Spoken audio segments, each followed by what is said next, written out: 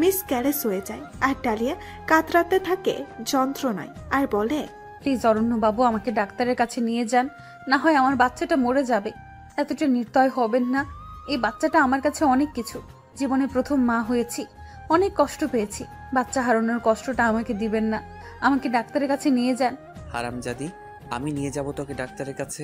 আমি নিজে একজন প্রাক্তন ডাক্তার, কিন্তু ডাক্তারি ছাড়তে হয়েছে তোদের মতো নষ্টা মেয়ে মানুষের জন্য। হারামজাদি, তোর বাচ্চাটা শেষ হলে তো তুই কষ্ট পাবি অনেক, তাই না? হ্যাঁ অরণ্যবাবু, অনেক কষ্ট পাবো। দয়া করে আমার একটা ব্যবস্থা করুন, আমার বাচ্চাটাকে বাঁচান। তোর এই কষ্টটাই আমি উপভোগ করব। তুই কাঁদ, আমি তোকে দেখি।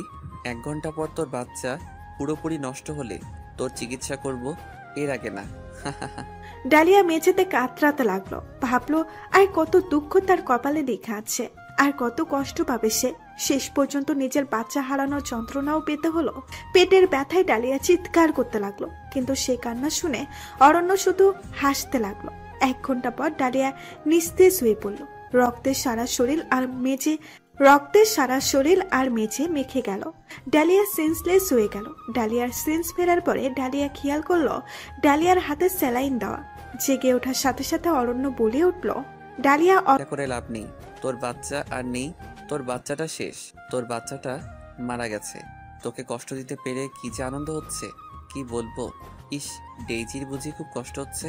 আপনি আমাকে কেন কিনে এনেছেন বলবেন? বললাম তো, তোকে মানসিক যন্ত্রণা দেওয়ার জন্য। তোকে মানসিক যন্ত্রণা দিয়ে শেষ করে দিব। আমাকে মানসিক যন্ত্রণা দিয়ে আপনার লাভ? কিন্তু লাভ ক্ষতি কিচ্ছু জানি না, এতে আমার শান্তি। তো কেন? কারণ মেয়ে মানুষকে আমি ঘৃণা করি। মেয়ে মানুষকে কষ্ট দিতে পারলে আমি শান্তি পাই। তাই তোকে একের পর এক মানসিক কষ্ট দিব, আর আমি মানসিক শান্তি নিব। এবার খেয়ে নে। 15 দিন তোকে কিছু করব না, যা করার 15 দিন পর করব। ডালিয়া অরণ্যর কথা শুনে অবাক না হয়ে পারল। ডালিয়া বুঝতে পারল না অরণ্য বাবুর মনে মেয়েদের প্রতি এত ঘৃণা কেন, আর ডালিয়াকে মেরে সে কি শান্তি পাবে? এসব ভাবতে ভাবতে ডালিয়া অস্থির হয়ে ডালিয়া বুঝতে পারলো তার জীবনে সুখ শব্দটা আর নেই। ভেবেছিল অরণ্য বাবু হয়তো বুঝবে, কিন্তু পুরুষ মানুষ যে সব এক সেটা আবার প্রমাণিত। বাচ্চাটার কথা ভেবে ডালিয়া কান্নাই ভেঙে পড়ল। অচমকা সে জোরে চিৎকার করে কাঁদত। আর ডালিয়ার কান্না শুনে অরণ্যর হাসি শুনে যেন ডালিয়ার আরো বুক ফেটে কান্না আসছিল। 15 দিন অরণ্য ডালিয়ার আশেপাশেও আসেনি। খাবারগুলো শুধু কাজের লোক পাঠিয়ে দিয়েছে। এর মধ্যে ডালিয়া একটু সুস্থ হলো, হাঁটতে চলতে পারছে। অচমকা ডালিয়া হাঁটতে গিয়ে সাবান পানিতে পিছলে পড়ে। ডালিয়ার মনে হলো এবার কলিজাটা বের হয়ে গেছে। ডালিয়া পরে ছটফট করতে বুঝতে পারলো না সাবানের পানিটা কে রাখলো এখানে। হঠাৎ অরণ্য হাসতে হাসতে বলল, ডার্লিং, ব্যথা পেয়েছো? সাবানের পানিটা আমি ঢেলেছি যাতে তুমি পড়ে গিয়ে এভাবে ছটফট করতে পারো আর আমি হাসতে পারি। আপনি কেন আমার সাথে এমন করছেন? বলেছি তো, মেয়ে মানুষ আমার সহ্য হয় না। তোকে কষ্ট দিতে পারলে আমার শান্তি লাগে। ডালিয়া কোনো রকমে মেঝে থেকে উঠে বিছানায় গেল। ডালিয়ার আজকে বুক ফেটে কান্না আসলো। আর কত কষ্ট তাকে পেতে হবে, আর কত কষ্ট তার কপালে লেখা আছে। এই কোন নরকে এসে সে পড়লো। ভাবতে ভাবতে ঘুমিয়ে গেল। পরদিন সকালে ডালিয়া অরণ্যকে দেখে চমকে গেল, কারণ ডালিয়া ঘুম থেকে উঠে খেয়াল করলো অরণ্য ডালিয়ার পাশে বসে আছে। অচমকা ডালিয়া অরণ্যকে দেখে যেন তার ঘুমের ঘোর কেটে গেল। ডালিয়া বেশ চমকে গেল অরণ্যকে এইভাবে দেখে। বুঝতে পারলো না অরণ্যবাবু এভাবে বসে আছে কেন। কিছুটা বিস্মিত আর কাঁপা কাঁপা সুরে ডালিয়া অরণ্যকে বলল, অরণ্যবাবু, আপনি এখানে? কিছু লাগবে? আমি কি কোনো ভুল করেছি? অরণ্য এবার একরাশ হাসি দিয়ে বলল, না ডেইজি, তুমি কোনো ভুল করনি। আমি তো এসেছি তোমার জন্য নাস্তা নিয়ে। কালকে রাতে কিছু খাওনি। এভাবে না খেয়ে থাকলে যে তোমার শরীর খারাপ করবে। এই নাও, ব্রাশ পেস্ট লাগানো আছে। তাড়াতাড়ি দাঁত ব্রাশ করে আসো আর এসে খাও। খেয়ে রেডি হও, আমরা একটু বাইরে ঘুরতে যাব। অরণ্যর এরকম ব্যবহার দেখে ডালিয়া কিছুটা আশ্চর্য হলো। কাপা কাপা হাতে ব্রাশটা নিয়ে বাথরুমে গেল। আশেপাশে খেয়াল করলো কোথাও সাবানের পানি ফেলে রেখেছে কিনা, কিন্তু কোথাও কোনো পানি নেই। সব কিছু ঠিক আছে। দাঁত ব্রাশ করে রুমে আসলো। খেয়াল করলো অরণ্য রুটিতে চিলি মাখছে। ডালিয়াকে দেখেই অরণ্য বলে উঠল, আরে ডেইজি, তাড়াতাড়ি আসো, চা ঠান্ডা হয়ে যাচ্ছে যে। তাড়াতাড়ি রুটি জেলি চা খাও, আর সাথে 1 গ্লাস দুধও খেয়ে নিবা। তা না হলে তো ভালোভাবে সুস্থ হবা না তুমি। তাড়াতাড়ি এসে খেয়ে নাও। ডালিয়া অরণ্যকে যতই দেখছে মনে হচ্ছে স্বপ্ন দেখছে। অরণ্যর এমন ব্যবহার ডালিয়াকে আশ্চর্য না করে পারল না। ডালিয়া কিছুটা ভীত হয়ে অরণ্যর পাশে গিয়ে বসলো। অরণ্য ডালিয়াকে খাবার খেতে দিল। কিছুটা ভয় ভয় নিয়ে ডালিয়া খেতে লাগলো। পাশ থেকে অরণ্য বলে উঠল, চাটা কেমন হয়েছে? আমি বানিয়েছি কিন্তু। অনেক ভালো হয়েছে অরণ্য বাবু, আপনি সত্যি অনেক ভালো চা করেন। আমার জন্য এতটা কষ্ট না করলেও পারতেন। আরে এতে আর কি কষ্ট, আমার একটু শান্তির জন্য এইটুকু কষ্ট তো করতেই পারি। আর শোনো, আমাকে আজ থেকে শুধু অরণ্য বলে ডাকবে, বাবু বলার দরকার নেই। ডালিয়া এই কথাটা শোনার পরে চমকে গেল। বুঝতে পারলো না সে কি স্বপ্ন দেখছে নাকি সত্যি, আর বলল, আচ্ছা, আপনি যা বলবেন তাই হবে। আচ্ছা, তোমার নাম কি? ডেইজি নাকি আরো কোনো নাম আছে? আমার নাম ডালিয়া ছিল, সেখান থেকে ডেইজি হয়েছে। ও তাই বলো। তোমাকে আমি ডালিয়া বলেই ডাকবো, কারণ তোমার ডালিয়া নামটা অনেক সুন্দর। ঠিক আছে? আপনার যা ইচ্ছা ডাকেন, আমার কোনো আপত্তি নেই। ডালিয়া, তোমার চুলগুলো অনেক সুন্দর। তোমার চুলগুলোকে তুমি অনেক ভালোবাসো, তাই না? ভালোবাসা বলতে পৃথিবীতে কিছু আছে কিনা জানি না, তবে চুলগুলো আমার অনেক পছন্দের। শত কষ্টের মধ্যেও চুলগুলোকে আগলে রেখেছি। খুব বেশি যত্ন নিতে পারি না, তবুও যে চুলগুলো হাঁটু পার হয়েছে এটাই অনেক। অরণ্য কিছুটা মুচকি হেসে বলল, সত্যি তোমার চুলগুলো অনেক লম্বা আর সুন্দর।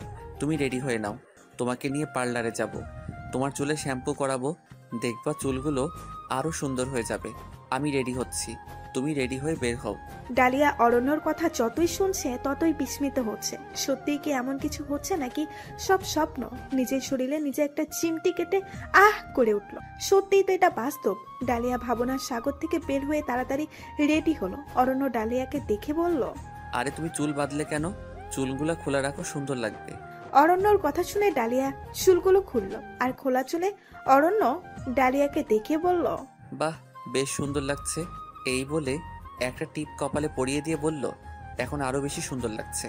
ডালিয়া অরণ্যকে যতই দেখছে ততই অবাক হচ্ছে। হঠাৎ করে অরণ্যর এমন ব্যবহার ডালিয়াকে যেন রূপকথার রাজ্যে নিয়ে গেল। তারপর দুইজন মিলে একসাথে বের হলো। ডালিয়ার কাছে সবকিছু যেন স্বপ্ন স্বপ্ন লাগলো। গাড়ির কাছ দিয়ে বাহিরে তাকিয়ে আকাশটা দেখতে লাগলো। কতদিন ডালিয়া এই খোলা আকাশের নিচে হাঁটে না। ছোটবেলায় কথাগুলো মনে করতে লাগলো। তার মা তাকে খাওয়ানোর জন্য কিভাবে দৌড়াতো, কিভাবে সে পুতুল খেলতো, এসব ভাবতে লাগলো। নিমিষেই যেন একটা সুখের রাজ্যে হারিয়ে গেল ডালিয়া। হঠাৎ অরণ্যর গাড়ির ব্রেকে ডালিয়ার স্বপ্নের ঘোর কাট খেয়াল করলো। অরণ্য গাড়ি থেকে নামলো আর ডালিয়াকে নামার জন্য বলল। ডালিয়াও নামলো। ডালিয়া দেখলো অরণ্য তাকে মস্ত বড় একটা পার্লারে নিয়ে আসছে, আর পার্লারের দিকে ইশারা করে বলছে, ডালিয়া, এই যে পার্লারটা দেখছো, এটাতে নিয়ে গিয়ে আজকে তোমার চুলগুলোর ব্যবস্থা করব। অরণ্যর কথা যতই শুনতে লাগলো ততই যেন অবাক হতে লাগলো। অরণ্য ডালিয়াকে নিয়ে গেল পার্লারে। পার্লারে নিয়ে গিয়ে মহিলাকে বলল, এই চুলগুলো কেটে ঘাড় সমান করে দিন। ডালিয়া অরণ্যর মুখে এমন কথা শুনে আটকে গেল আর বলে উঠল, চুল কেটে ঘাড় সমান করবে মানে? আমি চুল কাটবো না। এগুলো আমার অনেক শখের চুল। জীবনে অনেক কষ্ট করেছি, কিন্তু চুলগুলোকে কখনো অযত্ন করিনি। এই জন্যই তো তোমার চুল কাটবো। তুমি কি ভেবেছিলে আমি তোমাকে আদর করছি? হা হা হা, এত বোকামি আমি আমার জীবনে দেখিনি। আরে তোকে আদর করেছিলাম যাতে তোকে কষ্টটা বেশি দিতে পারি। চুপচাপ চুল কাট। আমি চুল কাটবো না। আপনি আমাকে যা ইচ্ছা করুন, আমি চুল কাটবো না। পাশ থেকে পার্লারের মহিলা বলে উঠল, উনি কাটতে না চাইলে আমরা জোর করে কাটতে পারবো না, আপনি অন্য কোথাও। অন্য একটা হাসি দিয়ে বলল, এই চুলগুলো কাটলে 50,000 টাকা দিব। এবার আপনার ইচ্ছা, কাটবেন নাকি অন্য কোথাও যাব? মহিলাটা 50,000 টাকার কথা শুনে লোভে পড়ে গেল আর বলল, এ আর তেমন কি, আমি এক্ষুনি করে দিচ্ছি। তারপর আরো দুইজন ডালিয়াকে ধরে জোর করে চুল কাটা শুরু করলো। ডালিয়া চিল্লিয়ে চিল্লিয়ে বলে উঠল, আল্লাহ দোহাই লাগে, এত বড় কষ্ট আর ক্ষতি আপনারা করবেন না, আমাকে ছেড়ে দিন। মহিলাগুলো টাকার লোভে অন্ধ হয়ে গিয়েছিল। ডালিয়ার চিৎকার যেন তাদের কান পর্যন্ত আর পৌঁছালো না। মুঠি ধরে চুলগুলো কেটে দিল, আর অরণ্য পাশ থেকে খিলখিল করে হাসতে লাগলো। চুল কাটা শেষ হলে অরণ্য মহিলাগুলোকে টাকা দিয়ে ডালিয়াকে নিয়ে বাসায় চলে আসলো। ডালিয়া যতবারই আয়নায় দেখছিল ততবারই চিৎকার করে কাঁদছিল। ডায়নাকে কল করে সব বল। তোর জন্য ওই লোকটা আমাকে অনেক টাকা দিয়েছে, উনি যা করতে বলে কর, না হয় দুঃখ আছে। আর এসব প্যান প্যান করতে ফোন করবি না, আমি তোর জন্য তো নিজের ব্যবসার ক্ষতি করতে পারি না, ফোন রাখ। এই বলে ডায়না ফোনটা কেটে দিল। ডালিয়া ভেতরে ভেতরে পুড়তে লাগলো। চুলগুলোই হাত দিয়ে সে চিৎকার করে বলতে লাগলো, দুনিয়ায় টাকা ছাড়া দাম নেই, টাকার কাছে সব বিক্রি হয়ে যায়, মানুষের মনও টাকার কাছে কিচ্ছু না। আর পাশ থেকে ডালিয়ার চিৎকার দেখে অরণ্য হাসতে লাগলো। তখন ডালিয়া অরণ্যকে বলল, আমি আপনার কি ক্ষতি করেছি? কেন এমন করছেন আমার সাথে? আমাকে আর কত কষ্ট দিবেন আপনি? বলেছি তো, মেয়ে মানুষ আমার সহ্য হয় না। তোরে কষ্ট দিতে পারলে আমার শান্তি লাগে। কোনো মেয়ে কষ্ট পেতে দেখলে আমার শান্তি লাগে। এই যে কষ্ট পাচ্ছিস, খুব শান্তি লাগছে। তোকে কিনে এনেছি এভাবে কষ্ট দিতে। ডালিয়ার বুঝতে বাকি রইল না অরণ্য মানসিকভাবে অসুস্থ, আর কত কষ্ট যে ডালিয়াকে পেতে হবে সেটা ভাবতে ভাবতেই সারাদিন পার করলো। রাতে হঠাৎই ডালিয়া একটা চিৎকারের শব্দ পেল। খেয়াল করলো শব্দটা অরণ্যর রুম থেকে আসছে। ডালিয়া অরণ্যর রুমের দিকে এগোতে লাগলো আর দেখলো অরণ্য কার সাথে যেন চেঁচামেচি করছে। ডালিয়া প্রথমে বুঝতে পারছিল না এভাবে জোরে চিৎকার কেন করছে অরণ্য। খানিকক্ষণ দাঁড়িয়ে থেকে ডালিয়া বোঝার চেষ্টা করলো কেন অরণ্য চিৎকার করছে। কিছুক্ষণ পর ডালিয়া বুঝতে পারলো অরণ্য কারোর সাথে ফোনে কথা বলছে, আর ওই লোকটাকে অরণ্য বলছে, আমাকে আর কোনোদিন ফোন দিবা না তুমি। পৃথিবীতে যদি কাউকে ঘৃণা করি একমাত্র তোমাকে। পৃথিবীর সব মেয়ে জাতি নিকৃষ্ট, তার মধ্যে তুমি প্রথম। আমাকে কল দিয়ে জ্বালাবা না তুমি। জানোই তো আমি তোমাকে কত ঘৃণা করি। এখন কেন ফোন দাও বলো তো? যখন আমার কিছু ছিল না তখন কোথায় ছিলে তুমি? দুনিয়ার সবচেয়ে নিকৃষ্ট তুমি। এইসব বলে ফোনটা কেটে জুড়ে চিল্লাতে লাগলো আর কাঁদতে লাগলো।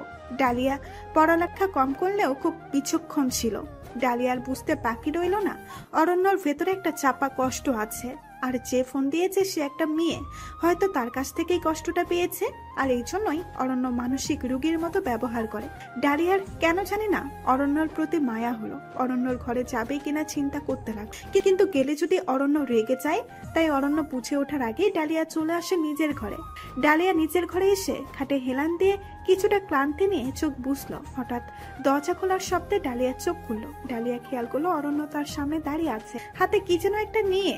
ডালিয়া অরণ্যকে কাঁপা কাঁপা স্বরে বলল, অরণ্য, আপনি হঠাৎ এখানে কি জন্য বলুন?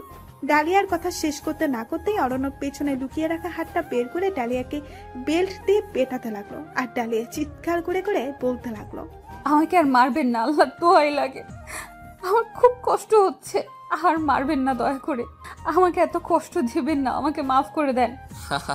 তোদের মতো মেয়েরা সবচেয়ে খারাপ। দুনিয়াতে সবচেয়ে খারাপ হচ্ছে মেয়ে জাতি। তোরে কষ্ট না দিলে আমার শান্তি লাগবে না। 4 থেকে 5 মিনিট বেল্ট দিয়ে পিটানোর পরে অরণ্য ডালিয়াকে বলল, এবার তুই কান ধরে এক পায়ে সারা রাত দাঁড়িয়ে থাকবি। আর যদি কোনো উল্টাপাল্টা করিস, বুঝতে তো পারছিস তোর কি হাল হবে। তুমি ডালিয়া আর কোনো কথা না বাড়িয়ে অরণ্যর কথা মতো কান ধরে দাঁড়িয়ে থাকলো, আর অরণ্য ডালিয়াকে দেখে হাসতে লাগলো। অনেকক্ষণ পর ডালিয়ার মনে হলো পাটা ফেটে যাচ্ছে, মাথাটা ঘুরাচ্ছে, ভয়ে পাটা নামাতেও পারছে না, কারণ অরণ্য সামনে দাঁড়ানো। হুট করে ডালিয়ার মাথাটা ঘুরে গেল আর ডালিয়া মেঝেতে পড়ে গেল। ডালিয়া যখন জ্ঞান ফিরল তখন দেখলো ডালিয়া বিছানায় শুয়ে আছে। ডালিয়ার বুঝতে বাকি রইল না অরণ্যই তাকে বিছানায় শুয়ে রেখে গেছে। এটাও বুঝতে পারলো যখনই কোনো মেয়ে তাকে কষ্ট দেয় তখনই অরণ্য ডালিয়াকে কষ্ট দেয়। গতকাল হয়তো কোনো মেয়ে ফোন দিয়ে কিছু বলেছে, তাই হয়তো ডালিয়াকে এভাবে শাস্তি দিয়েছে। অরণ্যর প্রতি থাকা রাগটাও যেন এবার ফিকে হয়ে গেল ডালিয়া বেশ ভালোই বুঝতে পারছিল অরণ্য কোনো চাপা কষ্ট পেয়েছে, কোনো কষ্ট পেয়ে অরণ্য এমন করছে, আর এই জন্যই হয়তো অরণ্য ডালিয়ার সাথে এমন করছে। হঠাৎ করে ডালিয়াকে অরণ্যর বাসার চাকর রহমত চাচা ডাক দিল, মা ডালিয়া, তুমি নাস্তা করে নাও। অরণ্য একদিনের জন্য বাইরে গেছে, তোমাকে বাড়ির বাইরে যেতে নিষেধ করেছে। দয়া করে বাড়ির বাইরে গিয়ে বা পালিয়ে গিয়ে ওকে কষ্ট দিও না। এর আগেও একটা মেয়ে এনেছিল, অরণ্যের অত্যাচারে পালিয়ে গিয়েছে। অরণ্য তোমাকে জানি অনেক কষ্ট দেয়, কিন্তু ওর মনটা অনেক ভালো। দয়া করে তুমি পালিয়ে যেও না, এখন নাস্তা খেয়ে নাও। ডালিয়া ওনার কথা শুনে একটু বিস্মিত হলো। অনেকদিন পর ডালিয়াকে কেউ এভাবে বাবার মতো আদর করে কথা বলেছে, কারণ এই 2 বছরে ডালিয়া শুধু পুরুষের রূপ দেখেছে, কিন্তু রহমত চাচার চোখে দেখেই বোঝা যাচ্ছে তার চাওয়াতে কোনো কুদৃষ্টি নেই। ডালিয়া রহমত চাচার দিকে তাকিয়ে বলল, চাচা, আমি আর কোথায় যাব বলেন? আমার যাওয়ার জায়গা নেই, থাকতে হলে যে এখানেই থাকতে হবে। আপনি চিন্তা করবেন না, আমি যাব না, আপনি যান, আমি নাস্তা খেয়ে নিচ্ছি। কথাটা শুনে স্বস্তি পেলাম মা। চিন্তা তো আর এমনিতেই করি না, তুমি আমাকে এইটুকু বলে চিন্তা মুক্ত করলে মা। এরপর এসব বলে রহমত চাচা চলে গেল। তারপর ডালিয়া নাস্তা করলো আর ভাবতে লাগলো অরণ্য কোথায় গেল। আবার ভাবলো এই বাড়িতে আসার পর সেও বাড়িটাও ঘুরে দেখেনি। অরণ্য আসার আগে একটু বাড়িটা ঘুরে দেখার খুব ইচ্ছে হলো ডালিয়ার। ডালিয়া রুম থেকে বের হয়ে নিচে নামলো, খেয়াল করলো বাড়িটা বেশ গোছানো, কিন্তু ড্রয়িং রুমের প্রতিটা দেওয়ালে লেখা পৃথিবীর সবচেয়ে ঘৃণিত মানুষ মেয়ে মানুষ। ডালিয়ার লেখাটা পড়ে কেন জানি না লেখাটার নিচে লিখতে ইচ্ছে করলো পৃথিবীর সবচেয়ে ঘৃণিত মানুষ পুরুষ মানুষ, কিন্তু মন চাইলেও যে ডালিয়া এই কথাটা লিখতে পারে না। ডালিয়া চাইতেও যে এটা লিখতে পারবে না, সে ক্ষমতা যে ডালিয়ার নেই। ডালিয়া চাইলেও কোনো পুরুষকে শাস্তি দিতে পারবে না। ডালিয়ার ড্রয়িং রুম থেকে আস্তে আস্তে উপরে উঠল। হঠাৎ ডালিয়ার চোখে একটা রুম পড়লো। ডালিয়া খেয়াল করলো এই রুমটা অন্য সব রুম থেকে একটা আলাদাভাবে গোছানো। দেওয়ালে খেয়াল করলো একটা মেয়ের ছবি, মেয়েটা বেশ সুন্দর। পাশের ছবিটাই খেয়াল করলো একটা মহিলার ছবি দেওয়া। এর পাশের ছবিটা 3 জনের গ্রুপ ছবি। তার পাশে ছবিটা অরণ্যর সাথে মেয়েটার বেশ রোমান্টিক একটা ছবি। অরণ্য মেয়েটাকে চোখ ধরে নিয়ে কেকের সামনে নিয়ে গেছে, আর ঠিক সেই মুহূর্তে ক্লিক করা একটা ছবি। ডালিয়া বুঝতে পারলো অরণ্য হয়তো মেয়েটাকে জন্মদিনের সারপ্রাইজ দিচ্ছিল। তার পাশে আরেকটা ছবি, সেটাতে মেয়েটা অরণ্যর কান মুছে দিচ্ছিল।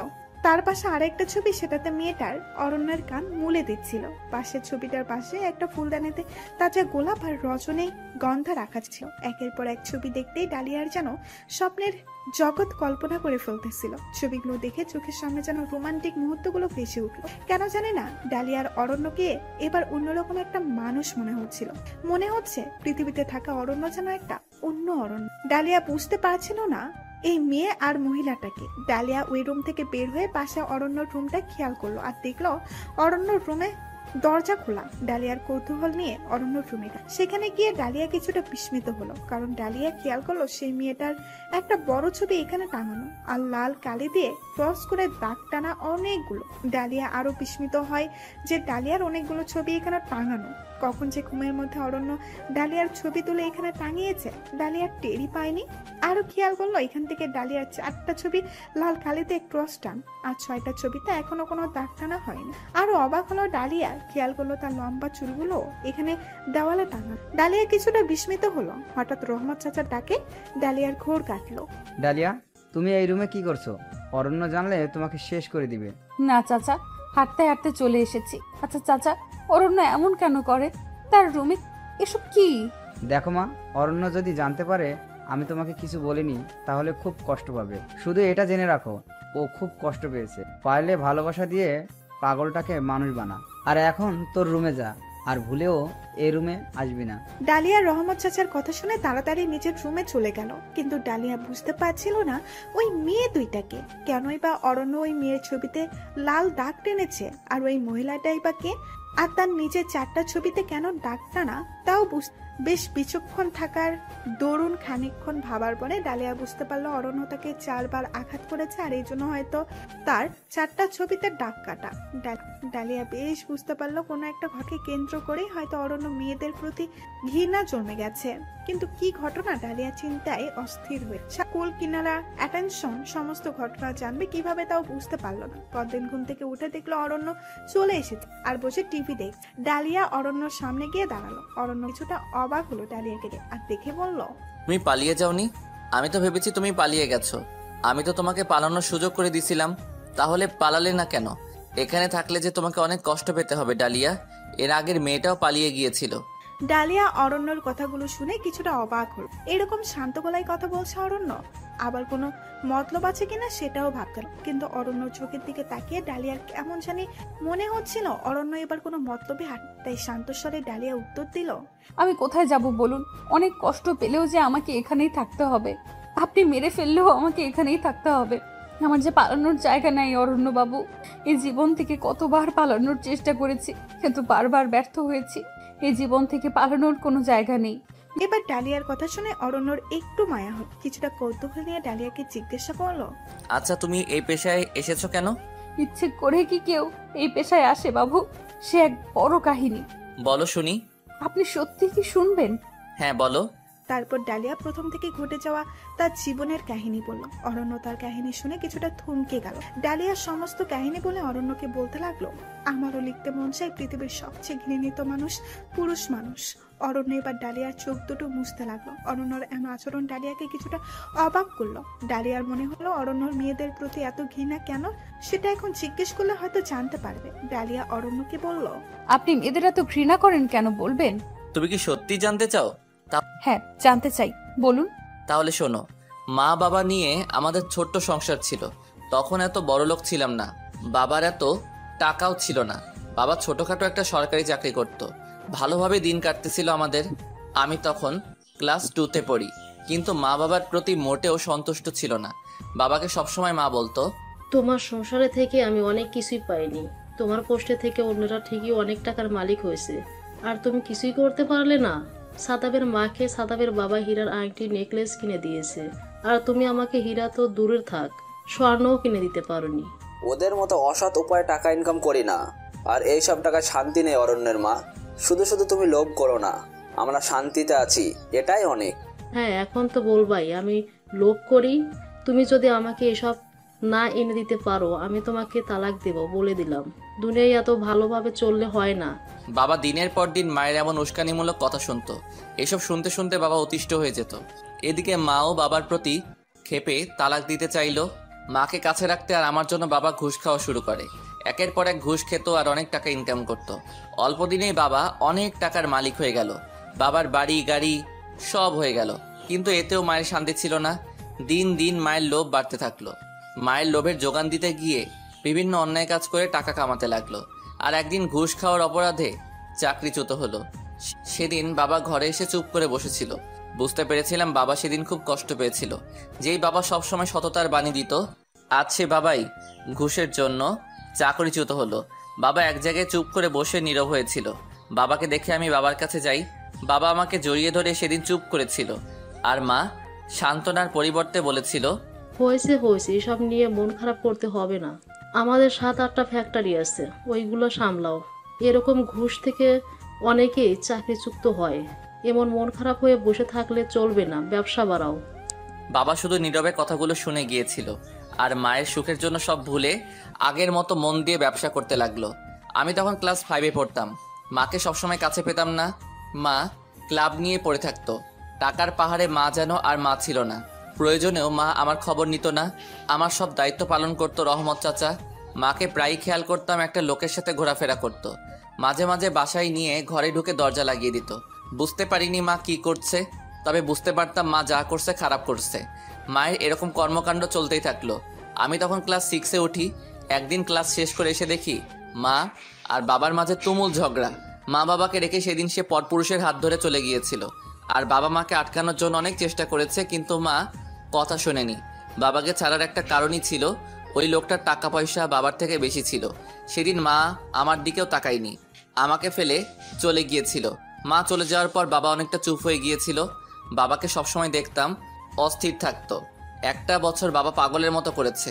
হঠাৎ একদিন বাবা আমার রুমে এসে আমাকে জড়িয়ে ধরে বলল, বাবা, আমি চলে গেলেও তুই ভালো থাকিস, আর এটা মনে রাখিস, মেয়ে মানুষ ছলনাময়ী হয়, ওদের সব দিলেও ওদের মন পাওয়া যায় না রে। বাবা তুমি এভাবে কষ্ট পেও না, আমার ভালো লাগে না। না রে বাবা, আর কষ্ট পাবো না, কষ্টটাকে তো ছুটি দিয়ে দিব। বাবা সেদিন কি বোঝাতে চেয়েছিল জানি না। 7ম শ্রেণীতে পড়তাম তখন। বাবার এত বড় কথার মানে বুঝিনি তখন। সকালে উঠে দেখলাম বাবার রুমের দরজা আটকানো। রহমত চাচা আর আমি অনেক ডাক দিলাম, বাবা উঠল না। শেষমেশ দরজা ভেঙে ঢুকে দেখলাম আমার বাবা ঝুলতেছে। বাবাকে দেখে বুকের ভিতরে হাহাকার শুরু হলো। পাশে একটা চিঠি ছিল, আর সেটাতে লেখা ছিল, মেয়ে মানুষ মেয়ে না, ছলনাময়ী এক বিষাক্ত জাল। বাবার লাশটা পুলিশে নিয়ে গেল, ময়না তদন্ত করে ফেরত দিল। বাবাকে দাফন করে রুমে ঢুকলাম। খেয়াল করলাম বাবার উকিল দাঁড়িয়ে আছে। উনি বলল, সম্পত্তির অর্ধেক আর ব্যাংকের টাকা লিখে দিয়ে গেছে আমার নামে। আমি প্রাপ্তবয়স্ক হওয়ার পর সেগুলো পাবো, আর সে পর্যন্ত আমার দায়িত্ব নিবে রহমত চাচা, আর সব সামলাবে রহমত চাচা। আর বাকি অংশ লিখে গেছে আশালতা, মানে আমার মায়ের নামে। সেদিন খুব অবাক হয়েছিলাম এটা ভেবে, বাবাকে এত কষ্ট দেওয়ার পরও মাকে সম্পত্তি লিখে দিছে। এই জন্য মা ঠিকই বাবার সম্পত্তি নিতে এসেছিল, কিন্তু আমার দিকে ফিরেও তাকায়নি। কতটা স্বার্থপর হলে এমন করতে পারে, সেদিন আমি বুঝেছিলাম। বাবার খুব শখ ছিল আমি ডাক্তার হই, তাই আমি পড়াশোনায় অনেক মনোযোগ দেই। আর এদিকে রহমত চাচা সব সুন্দরভাবে সামলানো শুরু করে। রহমত চাচাই ছিল আমার বাবা আর মা। আমিও মেডিকেলে চান্স পাই। মেডিকেলে ভর্তি হওয়ার পর হঠাৎ ক্লাসে একটা মেয়ের উপর চোখ গেল। খেয়াল করলাম মেয়েটার চোখগুলো বেশ সুন্দর আর টানা টানা। মেয়েটাকে দেখেই ভালো লেগে গিয়েছিল। খোঁজ নিয়ে জানতে পারি মেয়েটার নাম মাবিহা।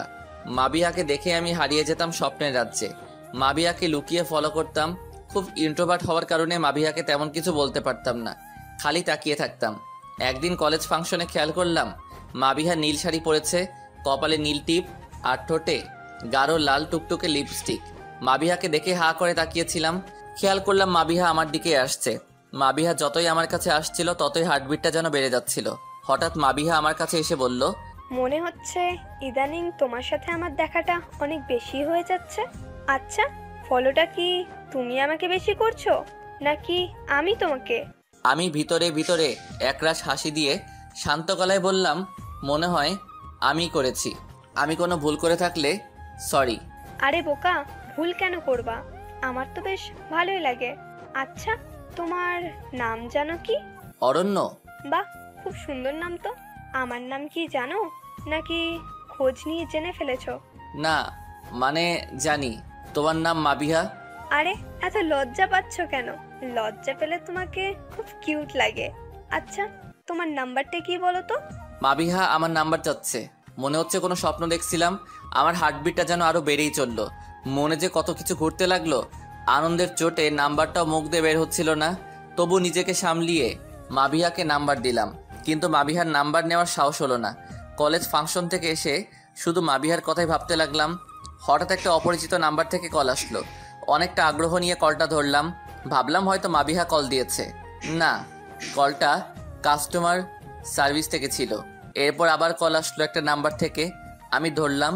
এবার ফোনের ওপাশ থেকে একটা সুরেলা কণ্ঠ বলে উঠল, অরণ্য, আমি মাবিহা। কেমন আছো? ভালো আছি। তুমি? ভালো আছি। কিছুক্ষণের মধ্যেই মাবিহার সাথে আমার কথা বেশ জমে গেল। অল্প সময় মাবিহা বেশ আপন করে নিল। মাবিহার সাথে একের পর এক কথা হতে লাগলো। আমাদের বন্ধুত্বটাও বেশ জমে গেল। হঠাৎ একদিন মাবিহা রাত 12টায় ফোন দিয়ে বলল, অরণ্য, এখনই আমার হোস্টেলের নিচে আসো তো। কিন্তু মাবিহা মেয়ে, হোস্টেলে ঢুকবো কিভাবে?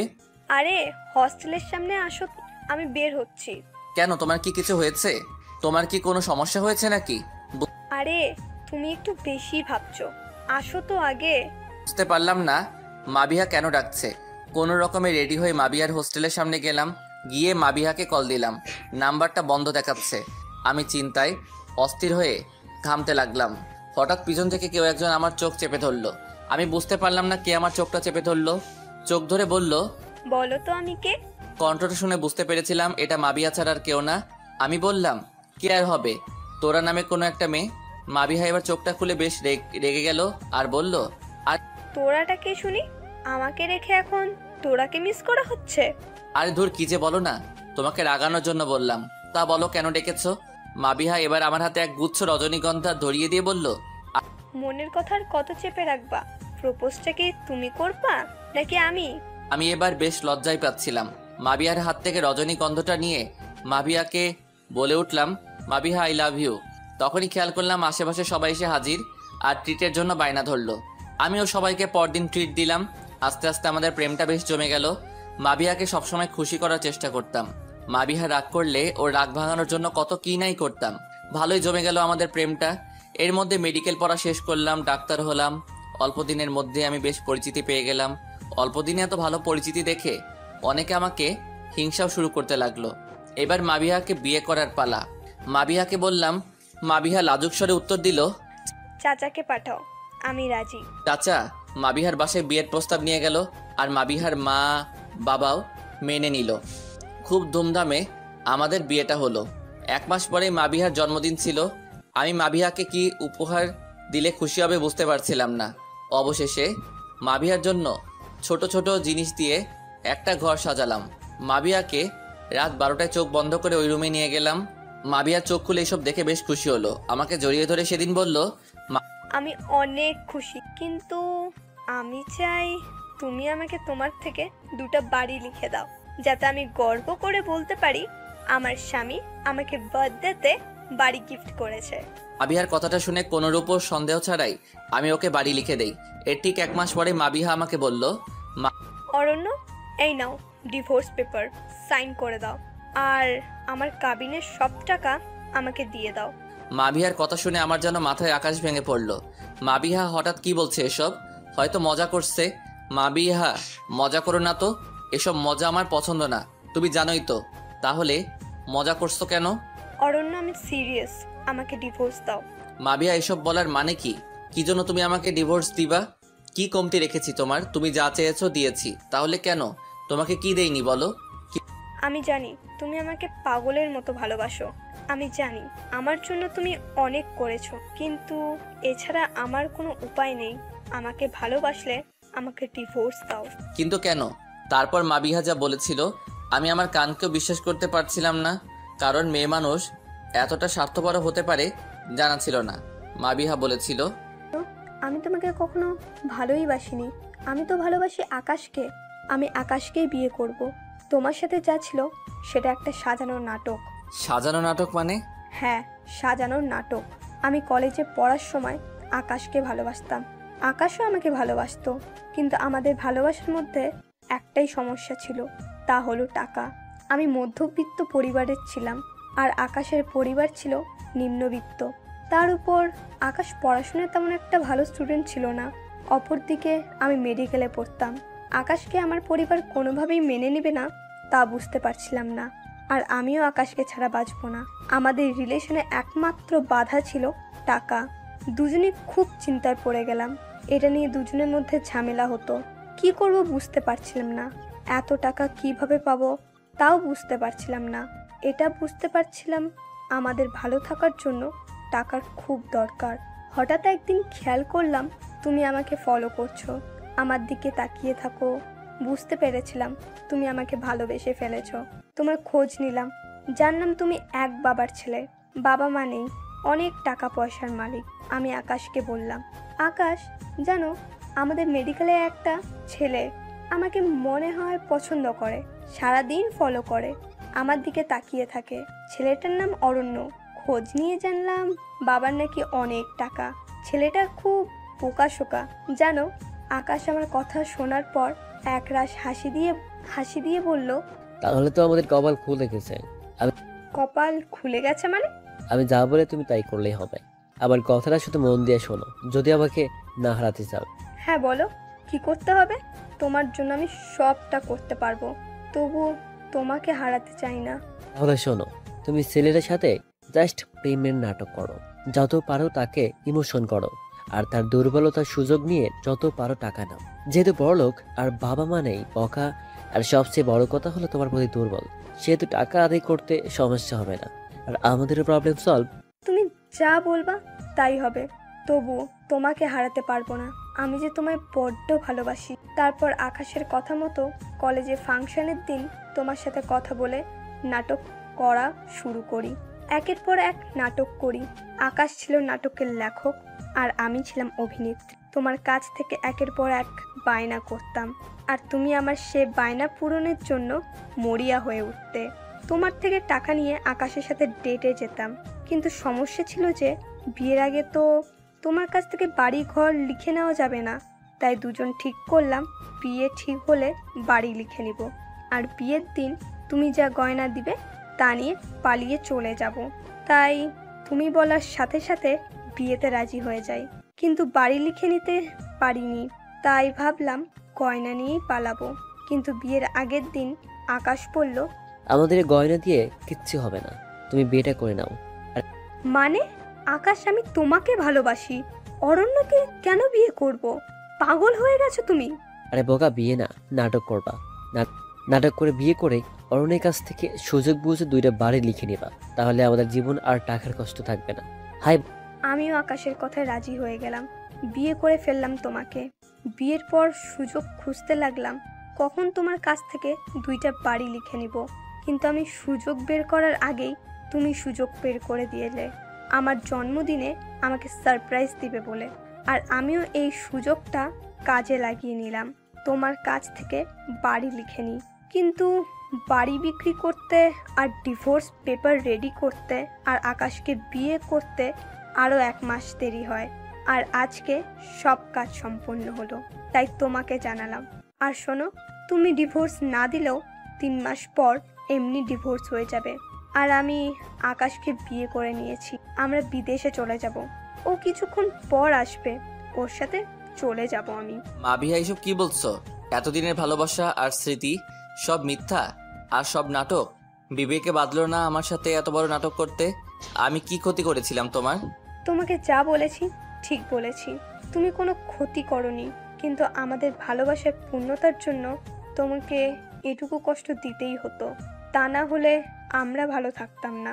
তাই বলে এত বড় ধোকা, এত বড় ছলনা পারলে কি করে? আমি তোমাকে কতটা ভালোবাসি তুমি তো জানো।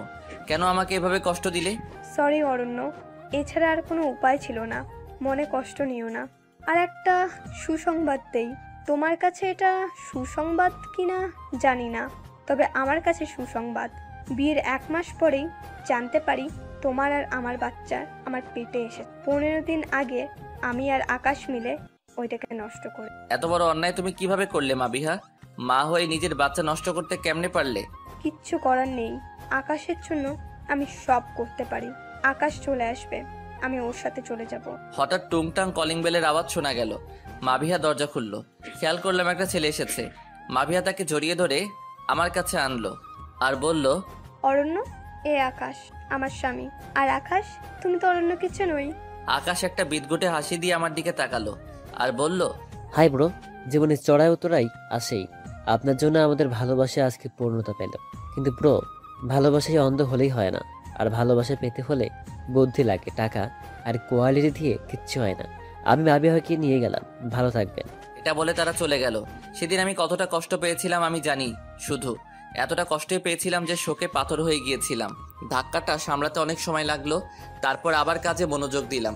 মাবিহার জন্য একটা হাহাকার ছিল। তবুও একদিন হাসপাতালে কেউ ছিল না আমি ছাড়া।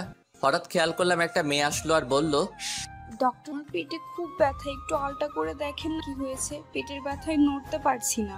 মেয়েটার কান্না দেখে বুঝতে পারলাম মেয়েটা হয়তো অনেক কষ্ট পাচ্ছে পেটের ব্যথায়। কিন্তু এই মুহূর্তে হাসপাতালে কোনো মহিলা মানুষ নেই। ওনাকে একা আল্ট্রা রুমে নিয়ে কি করে যায়? সারা হাসপাতালে একটা মহিলা নার্স ছিল না তখন। আমি বাধ্য হয়ে ওনার কান্না দেখে একাই আল্ট্রা রুমে নিয়ে যাই। আল্ট্রা রুমে নিয়ে যাওয়ার পর উনি হঠাৎ দরজা লাগিয়ে দিল আর বাঁচাও বাঁচাও করে চিৎকার দিতে লাগলো। আমি বুঝতে পারছিলাম না উনি এমন কেন করছে। আমি ওনাকে বললাম, আপনি এমন কেন করছেন? আমি তো কিছু করিনি, আমাকে এইভাবে ফাঁসাচ্ছেন কেন? উনি আরো জোরে চিৎকার করতে লাগলো। আমিও ভয় পেতে লাগলাম উনি এমন কেন করছেন এটা ভেবে। ভয়ে রুমের দরজা খুলে ফেললাম। দেখলাম আমার কলিগ দাঁড়ানো, আরো কিছু লোক সাথে। আমার কলিগ বলে উঠল, সি অরণ্য সাহেব, আপনি এমন কাজ করলেন? দেখুন, আমি কিছু করিনি, আমাকে ফাঁসানো হচ্ছে। আপনি যে কিছু করেননি তা তো বুঝতেই বা দেখতেই পাচ্ছি। আপনার বউ আপনাকে এজন্যই ছেড়ে গিয়েছে, তাই না? সেদিন আমার কথা কেউ বিশ্বাস করেনি। আমার নামে ধর্ষণের মামলা করা হলো। হাসপাতালের এক নার্সকে জিজ্ঞেস করেছিল আমি কেমন। উনিও সেদিন মিথ্যা সাক্ষী দিয়েছিল আর বলেছিল, আমি এতদিন ভয়ে মুখ খুলিনি। এ অরণ্য সাহেব অনেকবার কোপ দিয়েছে আমার, অনেকবার আমাকে ব্যবহার করার চেষ্টা করেছে। উনি একজন বদমাইশ লোক, ওনার যোগ্য শাস্তি কামনা করছি। আমি সেদিন বুঝতে পারছিলাম না উনি কেন আমার নামে এমন মিথ্যা বলল। যে আমি মাবিহাকে ছাড়া কোনো মেয়ের দিকে তাকাইনি, সে আমাকে একটা দোষারোপ করলো। আমাকে ধর্ষণের জন্য শাস্তি দেওয়া হলো। পত্রিকায় বড় করে হেডলাইন দেওয়া হলো, এক অবহেলিত মেয়েকে ধর্ষণের দায়ে ডাক্তার অরণ্যকে শাস্তি প্রদান করা হয়েছে। ধর্ষক হিসেবে আমার ছবি ছাপা হলো। আমাকে চাকরিচ্যুত করা হলো, 2 বছরের জেল দেওয়া হলো। পরে জানতে পারি আমার কলিগ ওদেরকে দিয়ে আমাকে ফাঁসিয়েছে, কারণ আমার পরিচিতি বেশি ছিল। রোগীরা ওর থেকে বেশি আমার কাছে আসতো, এজন্য মেয়ে 2টারে টাকা দিয়ে এ কাজ করিয়েছে। হায়রে টাকা! সামান্য কয়টা টাকার জন্য মেয়ে 2টা আমার জীবন নষ্ট করে দিল। আমার মান সম্মান সব শেষ করে দিল। বাইরে মুখ দেখাতেও আমার এখন কষ্ট হয়। কি দোষ ছিল আমার? আমার নিজের মা আমাকে ছেড়ে চলে গেল। আমাকে ছেড়েই যদি যেতে হতো, আমাকে জন্ম কেন দিল? কি ক্ষতি করেছিলাম আমি তাদের? আমার ভালোবাসা আমাকে ধোঁকা দিল। কিভাবে পারলো একটা মেয়ে শুধুমাত্র টাকার জন্য আমার সাথে এত বড় ছলনা করতে? কিভাবে পারলো আমাকে কষ্ট দিতে? কিভাবে পারলো আমার বাচ্চাটা আসার আগেই খুন করতে? আমার দোষটা কোথায় ছিল? ভালো ডাক্তার হয়েও আমি আজকে চাকরিচ্যুত, ধর্ষণ না করেও আমি আজকে ধর্ষক। দোষটা আমার কোথায় ছিল? এই সব কিছুই হয়েছে ছলনাময় নারীদের জন্য। আমি দেখেছি নারীর রূপগুলো। নারীরা শুধু ঠকাতে জানে, ছলনা করতে জানে। বাবা ঠিকই বলেছিল, নারী হলো এক ছলনাময় বিষাক্ত জাল। আজকে এই কথার মানেটা ঠিকই বুঝেছি। এখন কোনো নারীকে আমার সহ্য হয় না। কোনো নারী কষ্ট পেতে দেখলে আমার শান্তি লাগে। নারী আমার কাছে ঘৃণিত বস্তু ছাড়া আর কিছু না। তোমার আগেও একটা মেয়েকে এনেছিলাম, সেও পালিয়ে গেছে। তোমাকেও সুযোগ দিয়েছিলাম পালানোর, তুমি পালাওনি। তাই এত কিছু তোমাকে বললাম। ডালিয়া অরণ্যর কথা শুনে বেশ অবাক হলো। অরণ্যর মনে যে এত কষ্ট লুকোনো ছিল ডালিয়া বুঝতেই পারেনি। ডালিয়ার সব সময় মনে হতো পুরুষ মানুষ জন্তু আর জানোয়ার, আর এখন অরণ্যর কথা শুনে মনে হচ্ছে মেয়ে মানুষও কম না। ভালোই বুঝতে পারছিল অরণ্য বারবার প্রতারণার শিকার হয়েছে, আর এসব বিশ্বাসঘাতকতা আর প্রতারণা অরণ্যকে এমন বানিয়েছে। হঠাৎ ডালিয়া খেয়াল করলো অরণ্য একটা বিটখুটে হাসি দিচ্ছে। ডালিয়া ভয় পেয়ে গেল অরণ্য এভাবে কেন হাসছে। ভয়ে ভয়ে ডালিয়া অরণ্যকে বলল, অরণ্য বাবু এভাবে হাসছেন কেন? অরণ্য ডালিয়ার কথা শুনে দৌড়ে রান্নাঘরে গেল, আর রান্নাঘর থেকে এসে একটা গরম খুন্তি ডালিয়ার পিঠে চেপে ধরলো। ডালিয়া চেঁচিয়ে উঠলো আর বলল, ও আল্লাহ গো, চলে যাচ্ছে আমার, এবার আমাকে ছেড়ে দিন। তোকে কষ্ট দিতে পারলে আমার শান্তি লাগে। ডালিয়া বুঝতে পারলো অরণ্যর হয়তো মা বিহার কথা মনে পড়েছে, আর মা বিহার কথা মনে হলেই অরণ্যর মেয়েদের প্রতি ঘৃণা জন্মায়, আর অরণ্য ডালিয়াকে কষ্ট দেয়, আর অরণ্য মনে করে এই কষ্টটা সে মা বিহাকে দিচ্ছে। তাই ডালিয়া নিজেকে সামলিয়ে কাঁদো কাঁদো কণ্ঠে বলল, আপনার যদি আমাকে কষ্ট দিয়ে শান্তি লাগে আপনি কষ্ট দিন, আমাকে কষ্ট দিয়ে শেষ করে দিন, তবু আপনি ভালো থাকুন। অরণ্য ডালিয়ার কথা শুনে কিছুটা অবাক হল। সে ভাবলো একটা মেয়েকে সে এত কষ্ট দিচ্ছে আর মেয়েটা তার সুখের জন্য এসব বলছে, হয়তো এটাও এই মেয়ের ছলনা। তাই অরণ্য ডালিয়াকে একটা লাথি দিয়ে বলল, তুইও ছলনা শুরু করলি, ভালো সাজার অভিনয় করছিস, আমাকে ফাঁসানোর চেষ্টা করছিস তাই না? কিন্তু আমি তো আগের মতো বোকা না যে তোর কষ্টে গলে যাব। ছলনাময়ী কোথাকার। আপনি যা ইচ্ছা ভাবেন, আমার তাতে কিচ্ছু যায় আসে না। আপনার যদি আরো মারতে মন চায় মারুন, মেরে যদি আপনি শান্তি পান তাহলে মারুন, যত পারুন মারুন। আমাকে তো আপনি আপনার শান্তির জন্যই কিনে এনেছেন, আমার কাজই তো আপনাকে শান্তি দেওয়া। এখন যদি আপনি মেরে শান্তি পান তাহলে মারুন, আমি তো আর কিছু করতে পারবো না, সহ্য করা ছাড়া তো আমার উপায় নেই। অরণ্য ডালিয়ার কথা শুনে কোনো কথা না বলে সেখান থেকে প্রস্থান। অরণ্য যাওয়ার পর ডালিয়ার রুমে চলে আসে। ডালিয়ার পিঠটাই হাতও দিতে পারছে।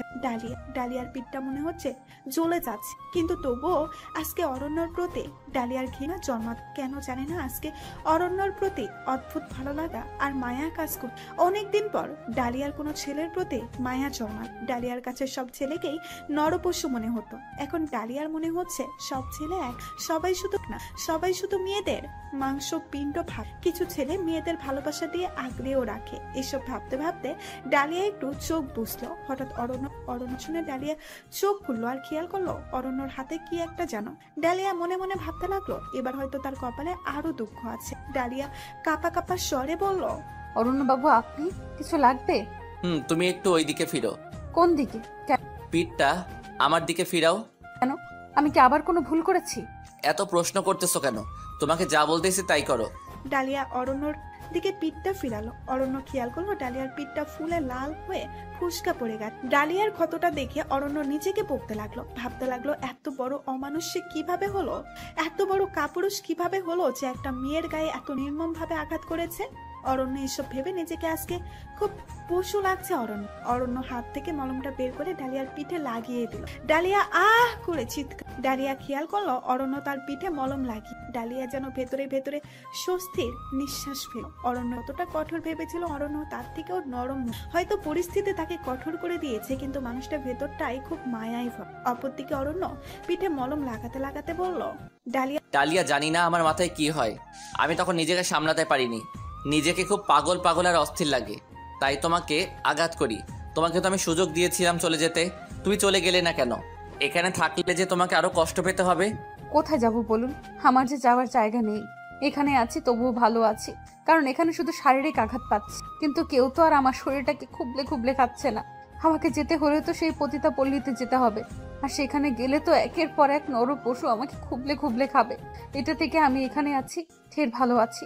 আপনার এই সামান্য কষ্ট আমার কাছে কিচ্ছু না। আর আমাকে মেরে যদি আপনার একটু শান্তি হয় হোক। আপনার কাছে মেয়ে মানুষ সবচেয়ে ঘৃণিত বস্তু, আর আমার কাছে ছেলে মানুষ।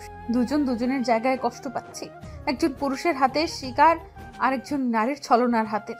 কিন্তু এটা বুঝতে পেরেছি পৃথিবীতে সব পুরুষ এক না, এদের মধ্যেও ভালো আর খারাপ আছে। শুধু এটাই বলবো, আমি এখানেই খুব ভালো আছি। এর কথাগুলো শুনে অরণ্য যেন আরো বেশি অপরাধ বোধ কাজ করলো। একটা বাঁচতে সে বিনা দোষ একটা মেয়েকে দিল, এত বড় অন্যায় সে কিভাবে করলো? এসব ভেবে ভেবে অরণ্য ভেতরে ভেতরে কষ্ট পেতে লাগলো। অরণ্য অনুরূপ কথা না বলে চলে গেল। আর এদিকে ডালিয়াও অরণ্যর এমন সহানুভূতি পেয়ে খুশিতে আত্মহারা। কিন্তু অরণ্য স্বাভাবিক যে করেই হোক ফিরাতে হবে, কিন্তু কিভাবে ফিরাবে ডালিয়া? কারণ অরণ্য তো কোনো মেয়েকে বিশ্বাসই করে না। মনে মনে আগে তো হবে ভালোবাসা দিয়ে, কিন্তু কিভাবে? অনেক ভেবে ডালিয়া উপায় বের করল।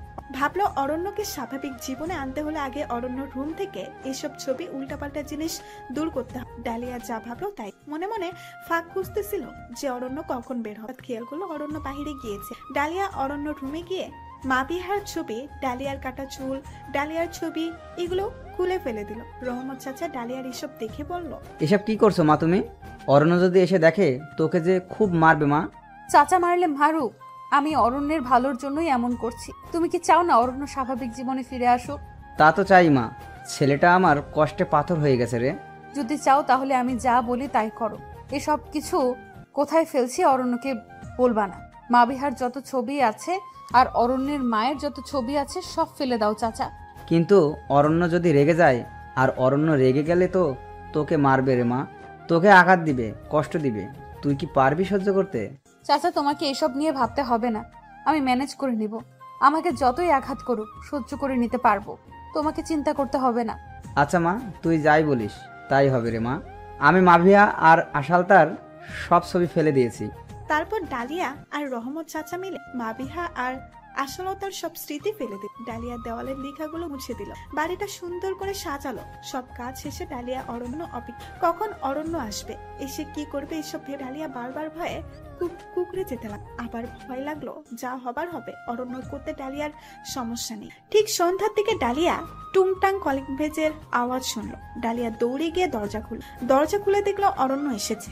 অরণ্য বাড়িতে ঢুকে দেওয়ালে খেয়াল করে দেখলো কোনো লেখা নেই। চারপাশে খেয়াল করলো, দেখলো বাড়িটা নতুন ভাবে গোছানো। তাড়াতাড়ি রুমে গেল। রুমে গিয়ে দেখলো সবকিছু উল্টাপাল্টা, কোনো ছবি নেই। অরণ্য এসব দেখে রেগে মেগে আগুন হয়ে গেল।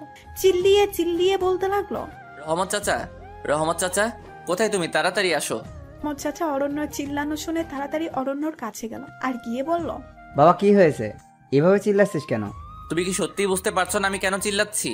আমার রুম থেকে মাবিয়ার ছবি কোথায় গেল? সারা বাড়ি এভাবে গোছানো হলো কেন?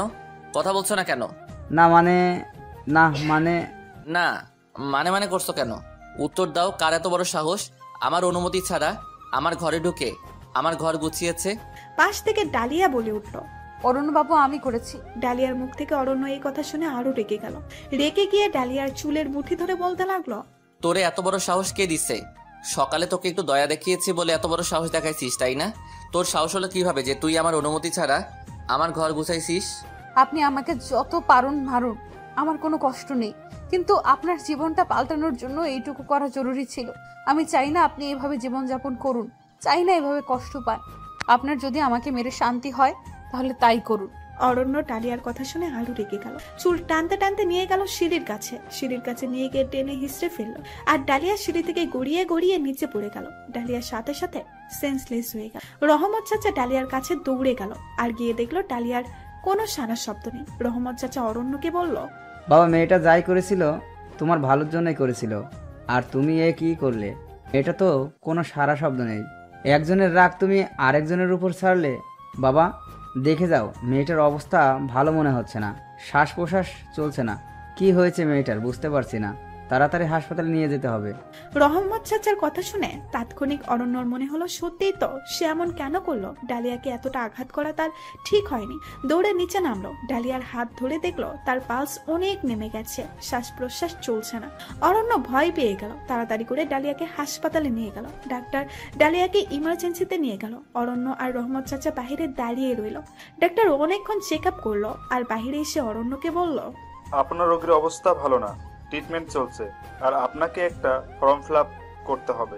তাড়াতাড়ি ফর্ম ফিল আপ করে রোগী ভর্তি করান, নাহলে রোগীকে বাঁচানো সম্ভব হবে না। অরণ্য ডাক্তারের কথা শুনে থমকে গেল। এটা ভেবে যে তার জন্য আজকে একটা নির্দোষ মেয়ে মরতে যাচ্ছে, যে মেয়েটা কিনা তার ভালো করতে চেয়েছিল। এতটা নিষ্ঠুর সে কিভাবে হলো, এটাই ভাবতে লাগলো। তাড়াতাড়ি গেল ডালিয়াকে ভর্তির জন্য। সেখান থেকে ফর্ম দিল ফিল আপ এর জন্য। অরণ্য সব ফিল আপ করে নার্সকে দিল। নার্স ফর্মটা দেখে অরণ্যকে বলল, স্যার, রোগী আপনার কি হয় সেটা তো পূরণ করেননি, এটা একটু পূরণ করে দিন। অরণ্য বেশ বিব্রত বোধ করলো, বুঝতে পারলো না কি লিখবে। কিছুক্ষণ কাগজটা ধরে চুপ করে দাঁড়িয়ে রইল। নার্স আবার বলে উঠলো, স্যার তাড়াতাড়ি ফিল আপ করে দিন। অরণ্য এবার শূন্যস্থানটাই লিখে দিল যে রুগীর স্বামী হয় অরণ্য আর রুগী তার স্ত্রী। তারপর নার্স ফর্মটা নিয়ে চলে গেল। আবার ডালিয়ার চিকিৎসা শুরু হলো। আর এদিকে অরণ্যর বুকটা যেন হাহাকার করতে লাগলো ডালিয়ার জন্য। তীব্র এক যন্ত্রণা শুরু হলো অরণ্যের। বারবার ডালিয়ার সুস্থতা কামনা করতে লাগলো। ডালিয়ার জন্য মরিয়া হয়ে উঠলো, নিজেকে খুব বেশি অপরাধী ভাবতে লাগলো। আর এদিকে অনেকক্ষণ চিকিৎসা করার পর ডাক্তার এসে বলল, এখন রোগী আগের থেকে একটু ভালো আছে। তুমি মানসিকভাবে আঘাত পেয়ে ছোটখাটো একটা অ্যাটাক হয়েছে। আপনার স্ত্রীকে সংসারের প্রেশার দেবেন না, মানসিকভাবে ফ্রি রাখবেন। আপাতত 2 দিন হাসপাতালে ভর্তি থাকতে হবে, আর 2 দিন পরে বাসায় নিয়ে যাবেন। আর উনি শারীরিকভাবেও অনেক দুর্বল, ওনার একটু যত্ন নিতে হবে। আর এখন রোগী ঘুমাচ্ছে, আপনি চাইলে রোগীকে দেখতে পারেন। আপনাদের মধ্যে কে রোগীর কাছে যাবেন সিদ্ধান্ত নিন। এ বলে ডাক্তার চলে গেল। পাশ থেকে রহমত চাচা বলল, বাবা তুমি যাও, গিয়ে দেখো ডালিয়া মায়ের কি অবস্থা। আর কোনো আঘাত করো না, মেয়েটা যে অনেক কষ্ট সহ্য করছে, আর কষ্ট দিও না। চাচা তুমি চিন্তা করো না, আমার বিবেক বুদ্ধি সব হারিয়ে ফেলেছিলাম, তাই এমন করেছি। ডালিয়াকে কিচ্ছু করব না। আমি গেলাম চাচা ডালিয়াকে দেখতে। বলল। অতঃপর অরণ্য ডালিয়ার কাছে গেল। গিয়ে দেখলো ডালিয়া শুয়ে আছে। ডালিয়ার জ্ঞান এখনো ফিরেনি। অরণ্য ডালিয়ার পাশে গিয়ে বসলো। খেয়াল করলো ডালিয়ার চেহারাটা কত নিষ্পাপ। এই অল্প বয়সে কত কষ্টই তাকে সহ্য করতে হয়েছে। আর আমি কিনা এই মেয়েকে এইভাবে আঘাত করেছি। এইসব ভেবে অরণ্যর ভেতরে অপরাধ বোধ কাজ করত। ভেতরে ভেতরে কষ্ট পেতে লাগলো। ডালিয়ার পাশে বসে এক পলক ডালিয়ার দিকে তাকিয়ে রইল। হঠাৎ ডালিয়ার জ্ঞান ফিরল। ডালিয়া ফেরার সাথে সাথে অরণ্য ডালিয়াকে বলল, ডালিয়া সরি, তোমাকে আমি এত বড় কষ্ট দিয়ে ফেলছি, এজন্য সরি।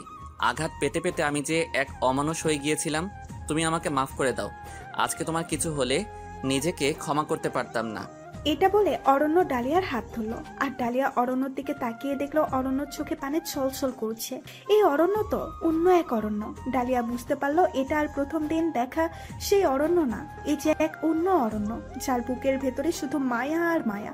ডালিয়া অরণ্যর চোখের দিকে তাকিয়ে বলল, আপনি দয়া করে কষ্ট পাবেন না, এটা ভাগ্যে ছিল। আর আমি তো এখন সুস্থ। আপনি কষ্ট পেলে আমার খুব খারাপ লাগে। আপনার কষ্ট সহ্য করতে কষ্ট হয় আমার। অরণ্য এবার ডালিয়ার কথা শুনে আরো বেশি চমকে গেল। একটা মেয়েকে সে এত কষ্ট দিল, আর মেয়েটা কিছু না বলে উল্টা আরো সান্ত্বনা দিচ্ছে।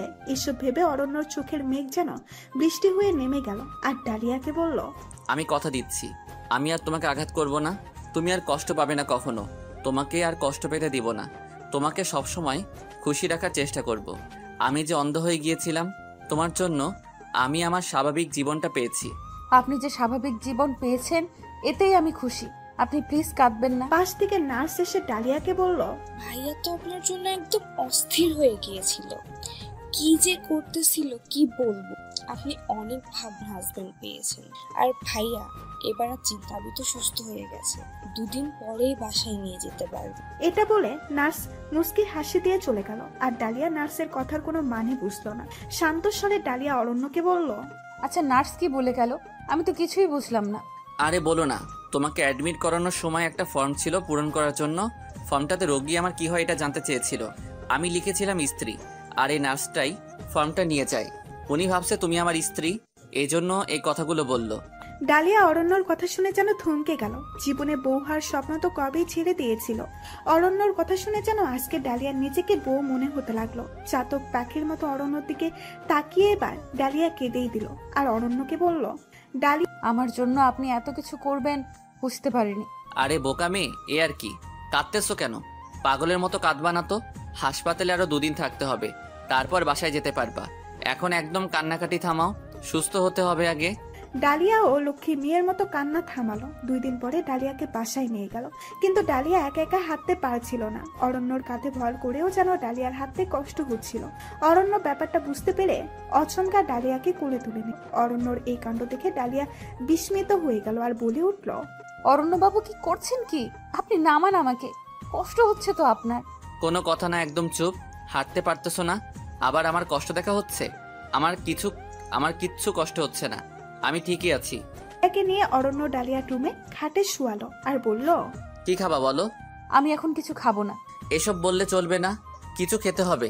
ডাক্তার বলল তোমাকে সুস্থ হতে হলে বেশি বেশি খেতে হবে, আর আপাতত নরম খাবার খাওয়াতে হবে।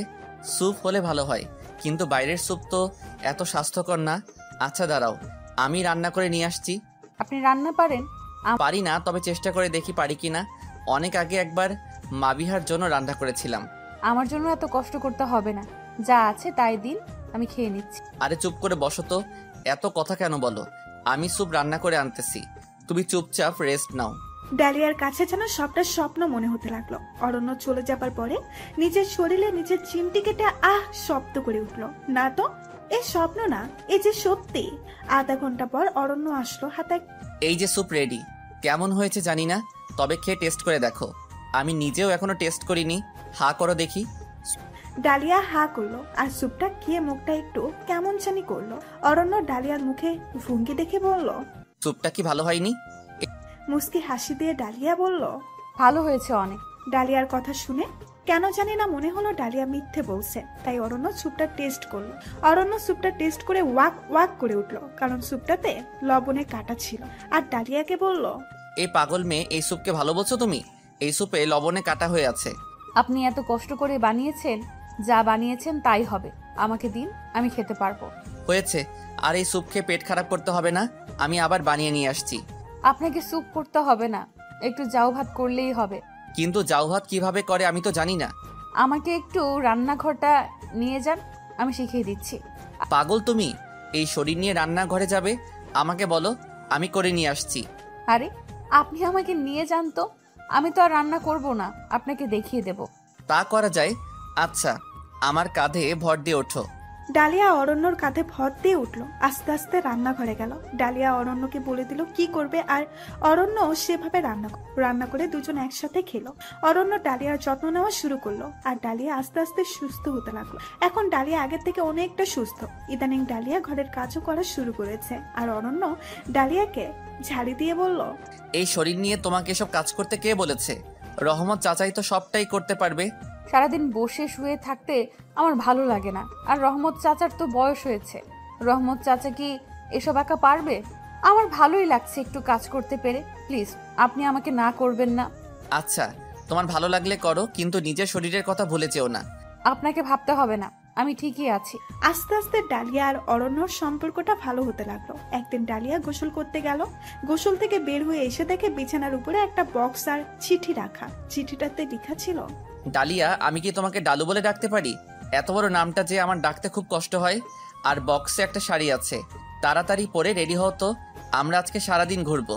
ডালিয়া বক্সটা বের করে দেখলো একটা লাল টকটকে শাড়ি। ডালিয়া যেন শাড়িটা দেখে আনন্দে আত্মহারা হয়ে গেল। টেবিলের উপরে থেকে একটা কলম নিয়ে ডালিয়া লিখতে চাইলো যে, আপনি আমাকে ডালু বলেই ডাকেন, তবে আমি আপনাকে আরো বলে ডাকবো। শাড়িটা আমার অনেক পছন্দ হয়েছে। কিন্তু অনেক দিন যাবত লিখেনি, তাই লেখা যেন ডালিয়ার হাত দিয়ে বের হচ্ছিল না। তবুও কোনো রকমে ডালিয়া লিখলো আর ঝটপট শাড়িটা পরে নিল। আর আয়নায় নিজেকে দেখে যেন ডালিয়ার আজকে নতুন বউ মনে হতো। হঠাৎ অরণ্য ডাকতে লাগলো, ডালিয়া, তুমি কি রেডি হয়েছো? আর কতক্ষণ লাগবে? আসতেছি আসতেছি। এই বলে ডালিয়া বের হলো। ডালিয়াকে এই রূপে দেখে অরণ্য যেন চমকে গেল। ভাবতে লাগলো মেয়েটা সত্যি অনেক মায়াবতী চেহারা। আর এদিকে ডালিয়া অরণ্যর কাছে গিয়ে কাগজটা দিল। অরণ্য ডালিয়ার লেখাটা পড়ে ডালিয়ার কানে কানে এসে বলল, তুমি আমাকে অরু বলেই ডাকতে পারো ডালু। অরণ্যর মুখে ডালু ডাকটা শুনে ডালিয়া খুশিতে আত্মহারা হয়ে গেল। দুজন মিলে বাহিরে গেল, একটা পার্কে বসলো। অনেকদিন পর ডালিয়া এরকম খোলামেলা জায়গায় বসেছে। ডালিয়ার যেন অনেক ভালো লাগছে। ঠিক এমন সময় একটা পিচ্চি মেয়ে অরণ্যর কাছে এসে বলল, স্যার, এই মালাটা নিন, ভাবিকে পরলে খুব মানাবে। সবগুলো কত রে? অরণ্য মেয়েটাকে একটা 500 টাকার নোট দিয়ে বলল, এই নে। মেয়েটা টাকাটা পেয়ে খুশিতে নাচতে নাচতে চলে গেল। অরণ্য ফুলগুলো ডালু, সরি, তোমার চুলগুলো আমি কেটে ফেলছিলাম। চুলে তো আর খোপা করে মালাটা দিতে পারবো না। তোমার হাতেই মালাগুলো পেঁচিয়ে পরো, ভালো লাগবে। অরণ্যর কাছ থেকে ডালিয়া ফুলগুলো নিয়ে বলল, কে বলেছে যে আমি চুলে পরতে পারবো না? এ বলে চুলের একটা ক্লিপ দিয়ে একটা মালা চুলে আটকে দিল। অরণ্য দেখে ডালিয়াকে বলল, বাহ ডালু, তোমাকে তো বেশ সুন্দর লাগছে। অরণ্যর কথা শুনে ডালিয়া বেশ লজ্জা পেল। লজ্জায় মাথা নত করে ফেললো। তারপর অরণ্য বলল, থাক, আর লজ্জা পেতে হবে না, চলেন রেস্টুরেন্ট গিয়ে কিছু খাওয়া যাক। তারপর দুইজন মিলে রেস্টুরেন্টে গেল। ডালিয়া এমন রেস্টুরেন্ট প্রথম দেখেছে। চারিদিকে কত সুন্দর করে সাজানো। অরণ্য খাবার অর্ডার করল, খাবার চলেও আসলো, কিন্তু ডালিয়া বুঝতে পারলো না সে কাটা চামচ দিয়ে কিভাবে খাবে। অপরদিকে অরণ্য খাওয়া শুরু করে দিল। অরণ্যকে দেখে সেভাবে খাওয়ার চেষ্টা করলো, কিন্তু পারলো না। অরণ্য ডালিয়ার দিকে খেয়াল করে দেখলো ডালিয়া এখনো কিচ্ছু খায়নি। অরণ্য বেশ ভালোই বুঝতে পারলো ডালিয়া কাটা চামচ দিয়ে খেতে পারছে না, তাই অরণ্য চামচ রেখে হাতে খাওয়া শুরু করলো। ডালিয়া এটা দেখে একটু স্বস্তি পেল। সেও খাওয়া শেষে দুজন মিলে আরো ঘুরলো।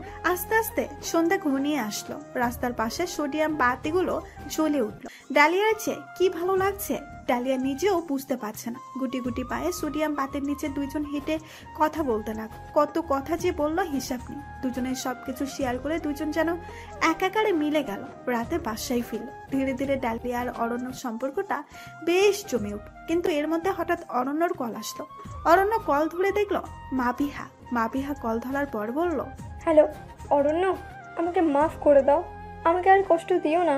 আমি আমার ভুলটা বুঝতে পেরেছি, আমাকে আর যন্ত্রণা দিও না। তোমার সাথে এসব করা আমার ঠিক হয়নি। সেদিন আমি আকাশের ভালোবাসায় অন্ধ হয়ে গিয়েছিলাম, বুঝতে পারিনি কি করব, না বুঝে অন্যায় করে ফেলেছি। তুমি আমাকে প্লিজ মাফ করে দাও, আমাকে আর আঘাত করো না, আমাকে তোমার জীবনে ফিরিয়ে নাও অরণ্য। আমি আর এমন করব না, শেষবারের মতো আমাকে একটা সুযোগ দাও। মাবিহা, কতবার বলেছি তোমাকে যে আমাকে আর কল দিবে না, আমাকে আর কল দিয়ে বিরক্ত করবে না। তুমি কল দিলে আমার বিরক্ত লাগে। পৃথিবীতে কাউকে যদি ঘৃণা করি সেটা তোমাকে। আর কতবার তোমাকে এই কথা বলতে হবে?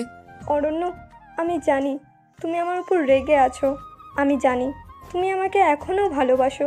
প্লিজ অরণ্য, আমাকে ফিরিয়ে দিও না, আমি আমার ভুলটা বুঝতে পেরেছি।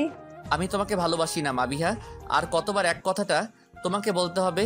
মাবিহা প্লিজ, আমাকে বিরক্ত করো না। আমার একদম ভালো লাগছে না তোমার সাথে কথা বলতে।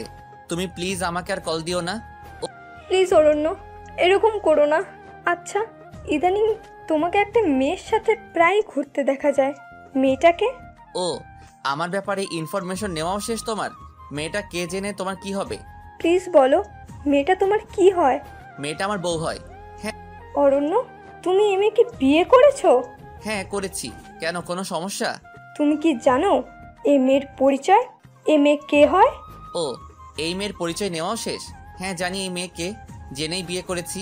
তুমি জেনে শুনে এমন একটা মেয়েকে বিয়ে করেছো? হ্যাঁ করেছি। মেয়েটার যাই হোক তোমার মতো ছলনাময়ী না, তোমার মতো এত নিকৃষ্ট না, তোমার মতো প্রতারক না। অরণ্য, তুমি আমাকে এভাবে বলতে পারলে? ওই মেয়েটার সাথে আমার তুলনা করতে পারলে? হ্যাঁ পারলাম। প্লিজ মাবিহা, আমি এখন বিবাহিত, আমার বউ জানলে খুব কষ্ট পাবে। তুমি প্লিজ আর কল দিও না, আমাদের দাম্পত্য জীবনে কাটা হয়ে দাঁড়িও না। অরণ্য প্লিজ, আমার কথাটা শোনো। আর কোনো কথা শোনার নেই, এই বলে অরণ্য মাবিহার ফোন কেটে দিল। আর এদিকে ডালিয়া বুঝতে পারলো মাবিহা কল দিয়েছে। ডালিয়া অরণ্যকে জিজ্ঞেস করলো, মাবিহা কল দিয়েছিল কেন? আমার কাছে আবার ফিরে আসতে চাই এজন্য। তাহলে আকাশের সাথে মাবিহার কি হয়েছে? আকাশের সাথে মাবিহার ডিভোর্স হয়েছে 2 বছর যাবত। এরপর অনেকবার কল দিয়েছে, আমার কাছে ফিরে আসতে চেয়েছে, কিন্তু আমি তাকে গ্রহণ করিনি। আপনি তো মাবিহাকে ভালোবাসেন, মাবিহা যেহেতু আসতে চাচ্ছে তাহলে ফিরিয়ে নিয়ে আসুন। না, এটা আর সম্ভব না। আমি মাবিহাকে ঘৃণা করি। বলতে পারে এটা তার আর আকাশের নতুন নাটক না? যেই মেয়ে এত বড় ছলনা করতে পারে সে আরো বড় ছলনা করতে পারবে। মাবিহাকে আমি বিশ্বাস করি না। যে আমার সন্তানকে দুনিয়াতে আসার আগে খুন করে ফেলেছে, তাকে আমি মরে গেলেও মেনে নিতে পারবো না। মাবিহা কোন মেয়ের কথা বললো আর আপনি তাকে বউ বলে পরিচয় দিয়েছেন? তোমার কথা বলেছে। কথাটা শুনে ডালিয়া বিস্মিত হয়ে গেল। তার মতো একটা মেয়েকে অরণ্য বউ বলে পরিচয় দিল, এটা শুনে কিছুটা বিস্মিত হয়ে ডালিয়া উত্তর দিল, কিন্তু আমি তো আপনার বউ না। জানি তুমি আমার বউ না। তাহলে এমন বললেন যে? সেটা তুমি বুঝবে না। কিন্তু হয়েছে, একদম চুপ। আর কোনো কিন্তু না, আর কোনো কথা শুনতে চাচ্ছি না এই ব্যাপারে। অরণ্য ডালিয়া রুম থেকে চলে গেল। হঠাৎ রহমত চাচা এসে ডালিয়াকে বলল, ডালিয়া মা, অরণ্য জানি কেমন করছে, তাড়াতাড়ি চল। ডালিয়া রহমত চাচার কথা শুনে ভয় পেয়ে গেল। তাড়াতাড়ি অরণ্যর রুমে গেল। আর গিয়ে দেখলো অরণ্যর রুমের লাইট বন্ধ। ডালিয়া ঘরের লাইট জ্বালিয়ে পুরো অবাক হয়ে গেল, কারণ চারিদিকে বেলুন আর ফুল দিয়ে সাজানো। অরণ্য ড্রয়ার থেকে একটা পেপার দিয়ে ডালিয়াকে পড়তে বলল।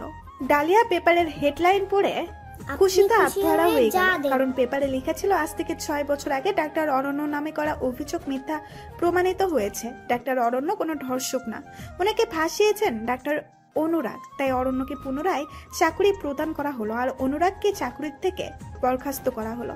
ডালিয়া সংবাদটা পড়ে খুশিতে যেন পাগল হয়ে যাবে মনে হচ্ছে। সারপ্রাইজটা কেমন লাগলো? ডালিয়া আউতো আউতো কণ্ঠে জবাব দিল, এইভাবে কেউ সারপ্রাইজ দেয়? আমি তো ভয় পেয়ে গেছিলাম, ভেবেছিলাম কি না কি হয়েছে। তুমি থাকতে আমার কিচ্ছু হবে না ডালু। কিন্তু আপনি এটা কিভাবে করলেন? এত কিছু হয়ে গেল আর আমাকে আগে কিছু জানালেন না। আরে পাগলি, সারপ্রাইজ দিব বলে জানাইনি। এটার মামলা আমি আগেই করেছিলাম। মাঝখান দিয়া আমার প্রবলেমের জন্য মামলাটা আর চালিয়ে যাইনি। তোমার কাছে এসে জীবনের মানেটা বুঝি নতুন করে, তারপর আবার মামলা ওপেন করি। নার্সকে জিজ্ঞেস করি, নার্সও তার ভুল বুঝতে পেরেছে। আবার কোর্টে গিয়ে আমার পক্ষে সাক্ষী দেয় আর রায় আমার পক্ষে আসে। তা কেমন লাগলো সারপ্রাইজটা? সারপ্রাইজটা অনেক ভালো লাগলো, অনেক খুশি হয়েছি। এতটা খুশি হয়েছি বলে বোঝাতে পারবো না। কিন্তু আমিও আজকে অনেক খুশি। আবার নতুন করে সব শুরু করব, ডাক্তারি প্র্যাকটিস করব। আর তোমার জন্য একটা টিচার রেখেছি, তোমাকে যেন একটু শিখাতে পারে। কালকে থেকে তোমার টিচার আসবে, তোমাকে টুকিটাকি শিখাবে। কিন্তু পড়ালেখা তো কবেই ছেড়ে দিয়েছি, আমি কি পারবো আবার সব শুরু করতে? ভয় লাগছে অনেক। আরে পাগলি, ভয় পাওয়ার কিচ্ছু নেই, আমি আছি তো। অরণ্যকে যতই দেখছে ততই যেন ডালিয়ার মনে হচ্ছে এ কি সত্যি অরণ্য বাবু নাকি স্বপ্ন। ডালিয়া নিজের চোখকেও বিশ্বাস করতে পারছে না। পরদিন সকালে ডালিয়াকে অরণ্য ডাকতে লাগলো, ডালু ডালু নিচে আসো। ডালিয়া নিচে গিয়ে দেখলো একটা লোকটাকে দেখে ডালিয়া ভয়ে কুকড়ে গেল। আর লোকটাও ডালিয়াকে দেখে রহস্যময় হাসি দিতে লাগলো। অরণ্য ডালিয়াকে বলল, ডালিয়া, উনি রায়হান সাহেব, তোমাকে আজকে থেকে পড়াবে। আর রায়হান সাহেব ও ডালিয়া আমার স্ত্রী আর আপনার ছাত্রী। আজকে থেকে ওকে পড়ানোর দায়িত্ব আপনার। লোকটা অবাক হয়ে অরণ্যকে আবার জিজ্ঞাসা করলো, উনি আপনার স্ত্রী? হ্যাঁ, আমার স্ত্রী। আপনি ওকে পড়ানো শুরু করুন। আচ্ছা, আপনি যা বলবেন। রায়হান সাহেব ডালিয়াকে পড়াতে বসলো। ডালিয়াকে লক্ষ্য করে বলল, আচ্ছা ডালিয়া, তোমার হাজবেন্ড কি তোমার অতীত জানে, নাকি আমি সব বলে দিব? আমাকে একটু খুশি করে দাও।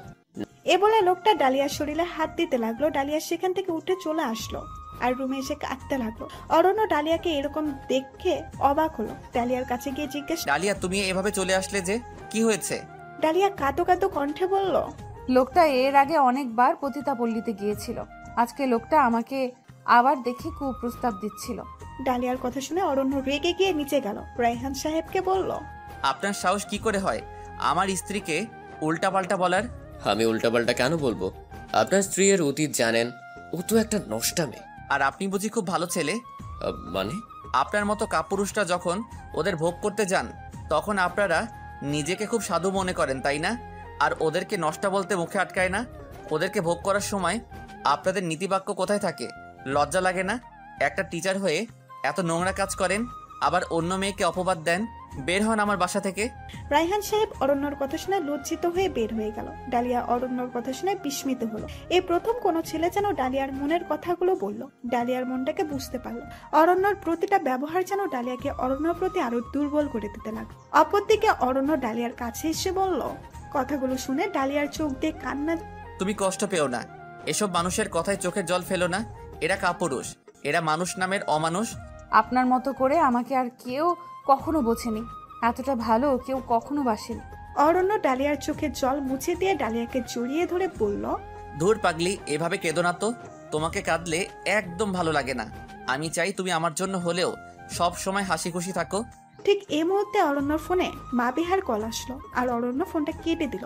মাবিহা আবার ফোন করলো আর অরণ্য ফোনটা আবার কেটে দিল। পাশ থেকে ডালিয়া বলে উঠলো, আপনি বারবার ফোন কাটছেন কেন? কে ফোন দিয়েছে? ধরছেন না কেন? মাবিহা কল দিয়েছে। ধরে দেখুন কি বলে, কোনো দরকার আছে কিনা। আমি চাচ্ছি না ওর কল ধরতে। নতুন কোনো নাটক সাজিয়েছে হয়তো। এখন আর ফোন ধরার কোনো ইচ্ছা নেই।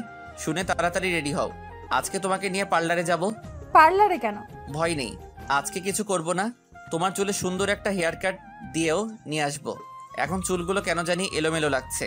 ডালিয়া অরণ্যর কথা শুনে তাড়াতাড়ি রেডি হলো। দুজন মিলে পার্লারে গেল। পার্লারের মহিলা ডালিয়াকে জিজ্ঞাসা করলো, কি কাট দেবো বলুন। ডালিয়া চুপ করে রইল, কারণ সে বুঝতে পারছিল না কি বলবে। হঠাৎ অরণ্য বলে উঠলো, অচুল তো ছোট, আপনি শর্ট লেয়ারটাই দিয়ে দিন, ওকে মানাবে বেশ। পার্লারের মহিলা অরণ্যর কথা মতো ডালিয়াকে শর্ট লেয়ার কাট দিয়ে দিল। কাটা শেষে ডালিয়া আয়নায় নিজেকে দেখে নিজেই চিনতে পারলো না, কারণ ডালিয়াকে বেশ সুন্দর দেখাচ্ছিল। এই কাটটা ডালিয়াকে বেশ মানিয়েছে। অরণ্য ডালিয়াকে বলল, বাহ, তোমাকে তো বেশ সুন্দর লাগছে, একদম পরীর মতো লাগছে। ডালিয়া লজ্জায় লাল হয়ে গেল। তারপর দুজন পার্লার থেকে বের হয়ে শপিং এ গেল। ডালিয়ার জন্য বিভিন্ন জিনিস কিনলো। ডালিয়াও অরণ্যর জন্য একটা শার্ট পছন্দ করে দিল। শপিং শেষে রেস্টুরেন্টে বসে দুজন খেলো। আস্তে আস্তে সন্ধ্যা হয়ে গেল। আজকে কেন জানি না ডালিয়ার খুব ইচ্ছে হচ্ছে সোডিয়াম বাতের নিচে বসে বাদাম খেতে আর আড্ডা দিতে, কিন্তু অরণ্যকে বললে কি ভাববে? সাহস করে বলবে বলবে ভেবেও যেন বলতে পারছিল না, হুট করেই বলে ফেললো, আচ্ছা 10 টাকার বাদাম কিনবেন। তা কিনা যায়, কিন্তু হঠাৎ হলুদ বাতির নিচে বসে আপনার সাথে বাদাম খেতে খুব ইচ্ছে করছে, এর জন্য একটু আড্ডা দিতে ইচ্ছে করছে। দেখ আইডিয়াটা খারাপ দাওনি, দাঁড়াও আমি বাদাম কিনে আনতেছি। অরণ্য ডালিয়াকে দাঁড় করিয়ে রেখে বাদাম কিনতে গেল। দুজন মিলে সোডিয়াম বাতের নিচে বসলো। কত কথাই যে বললো তারা। অরণ্য ডালিয়ার বাচ্চা বাচ্চা কথাগুলো বেশ উপভোগ করতে পারে। আর সত্যিই তো ডালিয়া একটা বাচ্চাই, কারণ ডালিয়া তো অরণ্যর 18 বছরের ছোট। অরণ্য খুব মনোযোগ দিয়ে ডালিয়ার কথা শ্রবণ করলো। ডালিয়া বলতেছিল, দেখুন আমাকে আর আপনাকে এই বাতির নিচে কেমন হলুদ হলুদ দেখাচ্ছে। ডালু, এটাকে সোডিয়াম বাতি বলে। কি বাতি বললেন? সোডিয়াম বাতি। এটা আবার কেমন নাম? আমি হলুদ বাতি বলেই ডাকবো। তোমার যা ইচ্ছে ডেকো। এখন কি বাসায় যাবা না? অনেকক্ষণ তো আড্ডা দিলা, রাত তো বেশ হলো, চারপাশও শান্ত হয়ে যাচ্ছে। চলো গাড়িতে চলো, বাসায় যাই। এতে উঠতে আজকে মন চাচ্ছে না, চলেন আজকে রিক্সা দিয়ে যাই। আমার রিক্সা দিয়ে ঘোরার খুব ইচ্ছা। ডালিয়াকে যত দেখছে অরণ্য ততই মুগ্ধ হচ্ছে। এটা ভেবেই বিস্মিত হচ্ছে কত অল্পেই মেয়েটা খুশি হয়ে যায়। তারপর হাসি মুখে অরণ্য উত্তর দিল, আচ্ছা তাহলে ড্রাইভারকে বলি চলে যাওয়ার জন্য, আজকে আমরা রিক্সা দিয়ে যাব। এরপরে দুজন মিলে রিক্সায় উঠলো। খোলা আকাশের নিচে রিক্সায় চড়তে দুজনে বেশ ভালোই লাগছে। হালকা মৃত মন্দ বাতাস দুজনের মন আর শরীরে শিহরণ দিতে লাগলো। চারিদিকে তাকিয়ে দেখলো ব্যস্ত শহরটা থতমত নিস্তব্ধ হয়ে গেল। ডালিয়া হুট করে অরণ্যর কাঁধে মাথা রাখলো। অরণ্য ডালিয়াকে বেশ আটসাট ভাবে জড়িয়ে ধরলো। এখন ডালিয়ার নিজেকে সবচেয়ে সুখী মনে হচ্ছে। কিছুক্ষণ পর বাসায় ফিরে যা যা কিনলো তা বের করে ডালিয়া দেখতে খেয়াল করলো অরণ্য ডালিয়াকে একটা নীল শাড়ি কিনে দিল। ডালিয়া শাড়িটা নিয়ে আনন্দ নাচতে লাগলো। ডালিয়া শাড়িটার ভাঁজ খুলে পরলো। পরার পর ডালিয়া যখন আয়নায় নিজেকে দেখলো, ডালিয়ার মনে হলো ডালিয়াকে একটা নীল পরি লাগছে। ঠোঁটে হালকা লিপস্টিক পরলো, কপালে কালো একটা টিপ পরলো। তারপর অরণ্যর কাছে গেল। অরণ্য ডালিয়ার সৌন্দর্যে মুগ্ধ হয়ে গেল। ডালিয়ার হেয়ার কাট, শাড়ি আর হালকা শ্বাস ডালিয়াকে এত মানিয়েছে যা অরণ্যকে বিমোহিত করে দিল। ডালিয়াকে দেখে অরণ্য ডালিয়াকে জড়িয়ে ধরে ডালিয়ার কপালে একটা চুমু দিল। ঠিক এই সময় মাবিহা আবার কল দিল। এবার অরণ্য মাবিহার কলটা আবার কাটার পর মাবিহা আবার কল দিল। অরণ্য আবার কলটা কেটে দিল। বারবার কাটার পরেও মাবিহা বারবার কল দিচ্ছিল। তারপর অরণ্য কলারটা ধরে ডালিয়ার হাতে ফোনটা ধরিয়ে দিয়ে ডালিয়াকে বলল, তুমি কথা বলো। ডালিয়া ফোনটা হাতে নিয়ে বুঝতে পারলো না কি বলবে। কিছুটা ভয়ও পেতে লাগলো। ফোনটা কানে নিয়ে আবার নিচে নামিয়ে ফেললো। অরণ্যকে বলল, আমি কি বলবো? আপনিই কথা বলেন, আমি কিছু বলতে পারবো না, আমার ভয় লাগছে। আর উনি কত বড় মানুষ, ওনার সাথে কথা বলে আমি পারবো না। আরে তোমার যা ইচ্ছা বলে দাও, এমন কিছু বলবা যাতে মাবিহা আর কল না দিতে পারে। ভয় পাবার কিছু নেই, কথা বলো তো, আমি আছি তো, কিছু হলে আমি দেখবো। ডালিয়া অরণ্যর কথা শুনে অবাক কানে ফোনটা ধরলো। খেয়াল করলো মাবিহা হ্যালো হ্যালো করেই যাচ্ছে। ডালিয়া কিছুটা ভয়ে ভয়ে বলল, হ্যালো, কে বলছেন? কে বলছি মানে? তুমি কে? আমি কে মানে কি? আপনি কল দিয়েছেন, কাকে কল দিয়েছেন জানেন না, আবার আমাকে জিজ্ঞেস করছেন আমি কে? এটা তো অরণ্যের মোবাইল। তুমি কে? তুমি অরণ্যের মোবাইল নিয়ে কি করছো? সেটার জবাব তো আমি আপনাকে দিতে বাধ্য না। অরণ্যকে দাও। আরো ব্যস্ত, এখন কথা বলা যাবে না। আর আরো চাইও না আপনি ওকে ফোন দিন। সুতরাং শুধু শুধু ওকে ফোন দিয়ে বিরক্ত করবেন না। তোমার সাহস কি করে হয় অরণ্যের ফোন ধরে এই টাইপের কথা বলতে? তুমি কি ওই মেয়েটা যে অরণ্যের মাথা খেয়েছে? আমি কে সেটা পরিচয় দেওয়ার প্রয়োজন অনুভব করছি। আপনার সাহস কি করে হয় এত রাতে একজন পরপুরুষকে কল দেওয়ার? অরণ্য পরপুরুষ না, অরণ্য আমার স্বামী আর আমি ওর স্ত্রী। আপনি বেশ হাসালেন। স্ত্রীর আগে প্রাক্তন কথাটা লাগালে ঠিক, কারণ বর্তমানে তো আপনি আর ওর স্ত্রী না, আপনাদের ডিভোর্স হয়ে গেছে অনেক আগেই। এখন কোন যুক্তিতে আপনি নিজেকে আরো স্ত্রী বলে দাবি করছেন? আর আপনার বিয়ে তো আকাশের সাথে হয়েছে। পরিচয় দিলে আকাশের পরিচয় দিন, কল দিলে আকাশকে দিন, আরোকে কেন ডিস্টার্ব করছেন? দেখো মেয়ে, বেশি বাড়াবাড়ি করছো। অরণ্যকে দাও বলছি, অরণ্যের সাথে আমার কথা আছে। বললাম তো দেওয়া যাবে না। আর দিব কেন? যাকে আপনি কাজ ভেবে ছুঁড়ে ফেলেছিলেন সে যে একটা হীরার টুকরা ছিল সেটা চিনতে পারেননি, আর আমি সেই হীরার টুকরাকে যত্ন করে রেখে দিয়েছি, আর এখন আপনি এসে দাবি করছেন এটা আপনার। আজীব মানুষ তো। এতবার করে বলছি ও ব্যস্ত, দেওয়া যাবে না, তবুও বারবার চাচ্ছেন। মিনিমাম লজ্জাটুকু কি নেই আপনার? এই যে মেয়ে, তুমি অরণ্যের কি হও যে এভাবে কথা বলছো? এত বড় সাহস তোমাকে কে দিয়েছে? আমি অরণ্যের স্ত্রী হই। আপনি কেন আমাদের মধ্যে ঝামেলা সৃষ্টি করতে চাচ্ছেন বুঝছি না। এত বড় সাহস আমাকে আমার আরু দিয়েছে। বারবার কেন কল দিয়ে বিরক্ত করছেন? এত রাতে কেউ কল দেয়? জানেনই তো এটা স্বামী স্ত্রীর প্রাইভেট সময়। এ সময় কল দিয়ে কেন বিরক্ত করছেন? রোমান্টিক সময়ে কল দিবেন না। আরো ফোনটা বন্ধ করে দিতে চাইছিল, কিন্তু আমি ফোনটা ধরছি আপনাকে বোঝানোর জন্য, যেহেতু অরণ্য বিবাহিত, ওকে আর ডিস্টার্ব করবেন না প্লিজ। আমাদের মধ্যে ঝামেলা সৃষ্টি করবেন না। আমরা অনেক ভালো আছি, আমাদের ভালো থাকতে দিন। আপনি আপনার আকাশকে নিয়ে ভালো থাকেন, অন্যের সংসার ভাঙতে আসবেন না, আমাদের সুখের পথে কাটা হয়ে দাঁড়াবেন না। একের পর এক কথা ডালিয়া বলেই চলছিল, আর এদিকে অরণ্য বেশ মজা নিচ্ছিল। আর ডালিয়ার মুখে এমন কথা শুনে অরণ্যরও বেশ ভালো লাগছে। দুজনের ঝগড়া দেখে অরণ্য বেশ মজা নিচ্ছিল। ডালিয়ার কথা শুনে তো অরণ্য হেসে লুটুপুটু খাচ্ছিল, কারণ মাবিহা কোনোভাবেই ডালিয়ার কথার সাথে পেরে উঠছিল না। অবশেষে ডালিয়ার কথার সাথে মাবিহা পেরে উঠতে না পেরে মাবিহা বলল, আমি তোমাকে দেখে নিব মেয়ে। সে আপনি যা করার করেন, এখন ফোনটা কেটে আমাদের রোম্যান্সের সুযোগটা করে দিন। মাবিহা রেগে মেগে ফোন কেটে দিল, আর ডালিয়া ফোন রাখার পর স্বস্তির নিঃশ্বাস ফেললো আর বলল, আমি যে ওনাকে আপনার বউ বলে পরিচয় দিয়েছি, আপনি রাগ করেননি তো? আরে আমি অনেক খুশি হয়েছি। আমি তো চাচ্ছিলামই তুমি এমন বলো। তুমি তো পুরো ফাটিয়ে দিয়েছো ডালু। ডালিয়া এবার লজ্জা পেয়ে মাথা নিচু করে বলল, আমি যাই তাহলে, আপনি ঘুমান। এই বলে যেতে নিল। অরণ্য ডালিয়ার শাড়ির আঁচলটা ধরে টেনে বুকের কাছে এনে বলল, একটু আমার কাছে থেকে যাও। কেন, কি করবেন? কিছুই করব না, সারা রাত তোমাকে দেখব, তোমার কপালে একটা চুমু এঁকে দিব, জানালা দিয়ে জ্যোৎস্না রাতের চাঁদটা উপভোগ করব। এখন একটা বকুল ফুলের মালা থাকলে ভালো হতো। বকুল ফুলের মালা দিয়ে কি করবেন? বকুল ফুলের মালাটা নিয়ে তোমার গলায় পরিয়ে তোমার গলা থেকে বকুল ফুলের ঘ্রাণটা উপভোগ করতাম। তারপর কি করতেন? তারপর তোমাকে এভাবে জড়িয়ে ধরে রাখতাম। এবার ডালিয়া বেশ লজ্জা পেল, লজ্জায় যেন লাল হয়ে গেল। ডালিয়ার লজ্জা পেতে দেখে অরণ্য বেশ উপভোগ করলো আর বলল, যাও এবার নিজের ঘরে গিয়ে ঘুমাও, কালকে আমার নতুন জয়েন, সকাল সকাল উঠতে হবে। আচ্ছা যাচ্ছি, কিন্তু সকালে কি খেয়ে যাবেন বলুন? তুমি তোমার ইচ্ছা মতো কিছু রান্না করো। আচ্ছা। এই বলে ডালিয়ার রুমে চলে গেল। ডালিয়া রুমে এসে অরণ্যর কথা ভাবতে লাগলো। কত মায়া ভরা অরণ্যর বুকটা, সবকিছু যেন ডালিয়ার স্বপ্ন মনে হচ্ছিল। এসব ভাবতে ভাবতে ডালিয়া ঘুমিয়ে গেল। পরদিন খুব সকালে ডালিয়া ঘুম থেকে উঠে রান্না শুরু করে দিল। রহমত চাচা এসে বলল, আরে মা, তোকে কষ্ট করতে হবে না, আমি করে দিচ্ছি, বল কি করতে হবে। চাচা তুমি যাও তো, এতদিন অনেক করেছো, এবার আমাকে করতে দাও।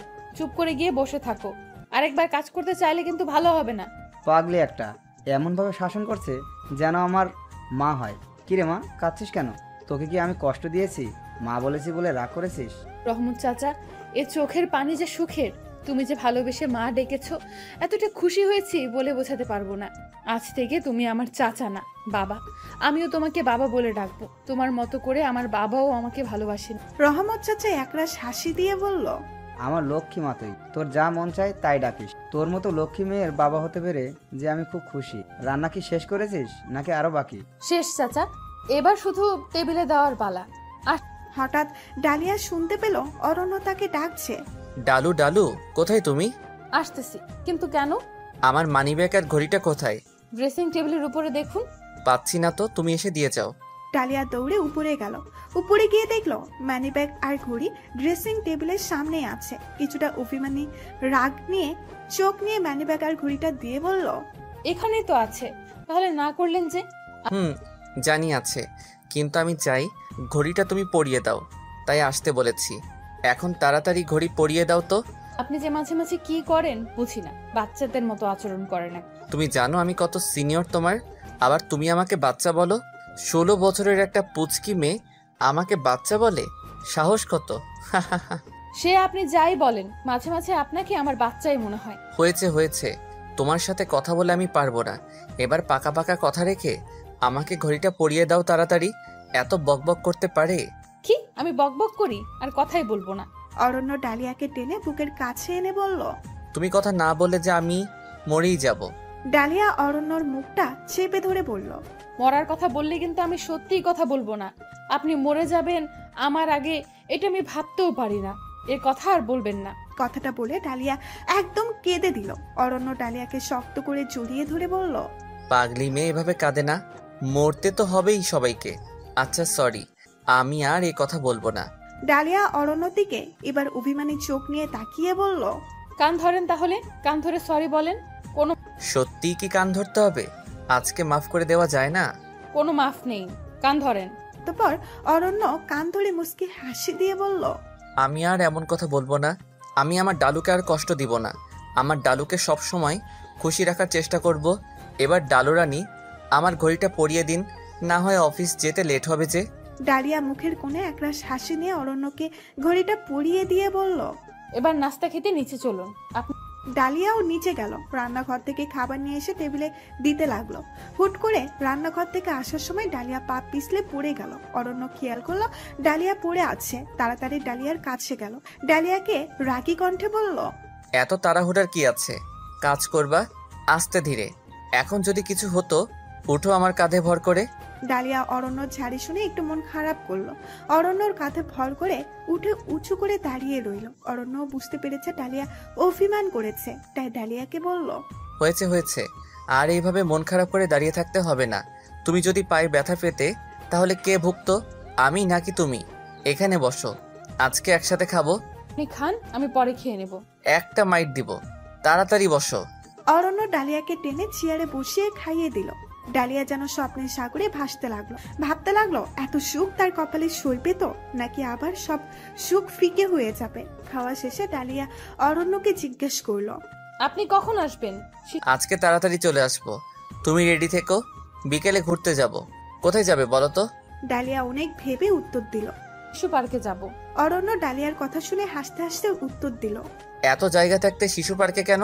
আমার খুব ইচ্ছা ছিল শিশু পার্কে যাবার, কিন্তু বাবা ব্যস্ত থাকায় কখনো যেতে পারিনি। আর এরপর মা মরে যাওয়ার পর তো জীবনই পাল্টে গেল। শিশু পার্কে যাব কিভাবে, এই জন্যই বললাম। না নিয়ে যেতে পারলে থাক। হয়েছে, মুখ ভার করে রাখতে হবে না, আমি এসেই নিয়ে যাব। রেডি হয়ে থেকো। ডালিয়া তো শুনে খুশির ছুটে অরণ্যকে জড়িয়ে ধরল। তারপর আবার নাচতে নাচতে রুমে চলে গেল। অরণ্য ডালিয়ার খুশি দেখে ভাবতে লাগলো মেয়েটা কত বাচ্চা সুলভ। আচরণগুলো একদম বাচ্চাদের মতো। আর হবে নাই বা কেন, বয়সও তো একদম কম। 16 বছরের মেয়ে আর কতই বড়। পরিস্থিতি তাকে এই হাল করেছে, না হয় ডালু তো একটা বাচ্চাই। একটু ভালোবাসা পেয়েই কতটা খুশি। ডালিয়াকে একটু ভালো রাখতে পেরে অরণ্যর মনে যেন একটা শান্তি লাগছে। এরপর অরণ্য অফিসে গেল। পুরোনো অফিসটা যেন নতুন করে পেল। সেই চেনা হাসপাতাল, চেনা ঘর অনেকটা বদলে গেছে। অনেকটা গেলেও যেন অরণ্যর কাছে চিরচেনা মনে হচ্ছে। অফিসটা আজ নতুন করে পেয়ে অরণ্য বেশ খুশি হলো। আর মনে মনে ডালিয়াকে অনুভব করতে লাগলো, কারণ এইসব কিছু হয়েছে ডালিয়ার জন্য। ডালিয়ার জন্যই আজ অরণ্য সব হারিয়ে যাওয়া জিনিস ফিরে পেয়েছে। ডালিয়ার প্রতি ভালো লাগাটা কখন যে অরণ্যের ভালোবাসায় রূপ নিয়েছে অরণ্য বুঝতেই পারেনি। সব কাজ সেরে বিকেল 3টায় অরণ্য বাসায় ফিরে দেখলো ডালিয়া একদম রেডি হয়ে বসে আছে। অরণ্য বুঝতে বাকি রইল না ডালিয়া শিশু পার্কে যাওয়ার জন্য অধীর আগ্রহী আছে। ডালিয়া অরণ্যকে দেখার পর বলল। আপনি এসেছেন? আমি তো সেই কখন থেকে রেডি হয়ে বসে আছি। আপনার নাম্বারও নাই যে কল দিব। রহমত চাচাও নাম্বার জানে না। ওরে আমার ডালুটাকে মনে হয় খুব বেশি অপেক্ষা করিয়ে ফেলেছি। মোবাইলটা দাও দেখি। ডালিয়া তার ছোট্ট ভাঙ্গা মোবাইলটা অরণ্যর কাছে বাড়িয়ে দিল। অরণ্য সেই মোবাইলে অরণ্যর নাম্বারটা ওরু লিখে সেভ করে দিল আর বলল, এই যে নাম্বার সেভ করে দিচ্ছি। এখন খোঁজ নিতে আর সমস্যা হবে না। আর চলেন তাড়াতাড়ি শিশু পার্কে যাই। কিন্তু কি দিয়ে যাবেন? চলেন রিক্সা করে যাই। একটু দূরে, এখান থেকে রিক্সা দিয়ে যাওয়া যাবে না, আমরা গাড়ি দিয়ে যাব। তারপর আসার সময় অর্ধেক রাস্তা গাড়ি দিয়ে আসবো, আর বাকি অর্ধেক রাস্তা রিক্সা দিয়ে। ওকে? আচ্ছা। অতঃপর দুজন মিলে শিশু পার্কে গেল। অরণ্য খেয়াল করলো ডালিয়া শিশু পার্কে গিয়ে বেশ খুশি।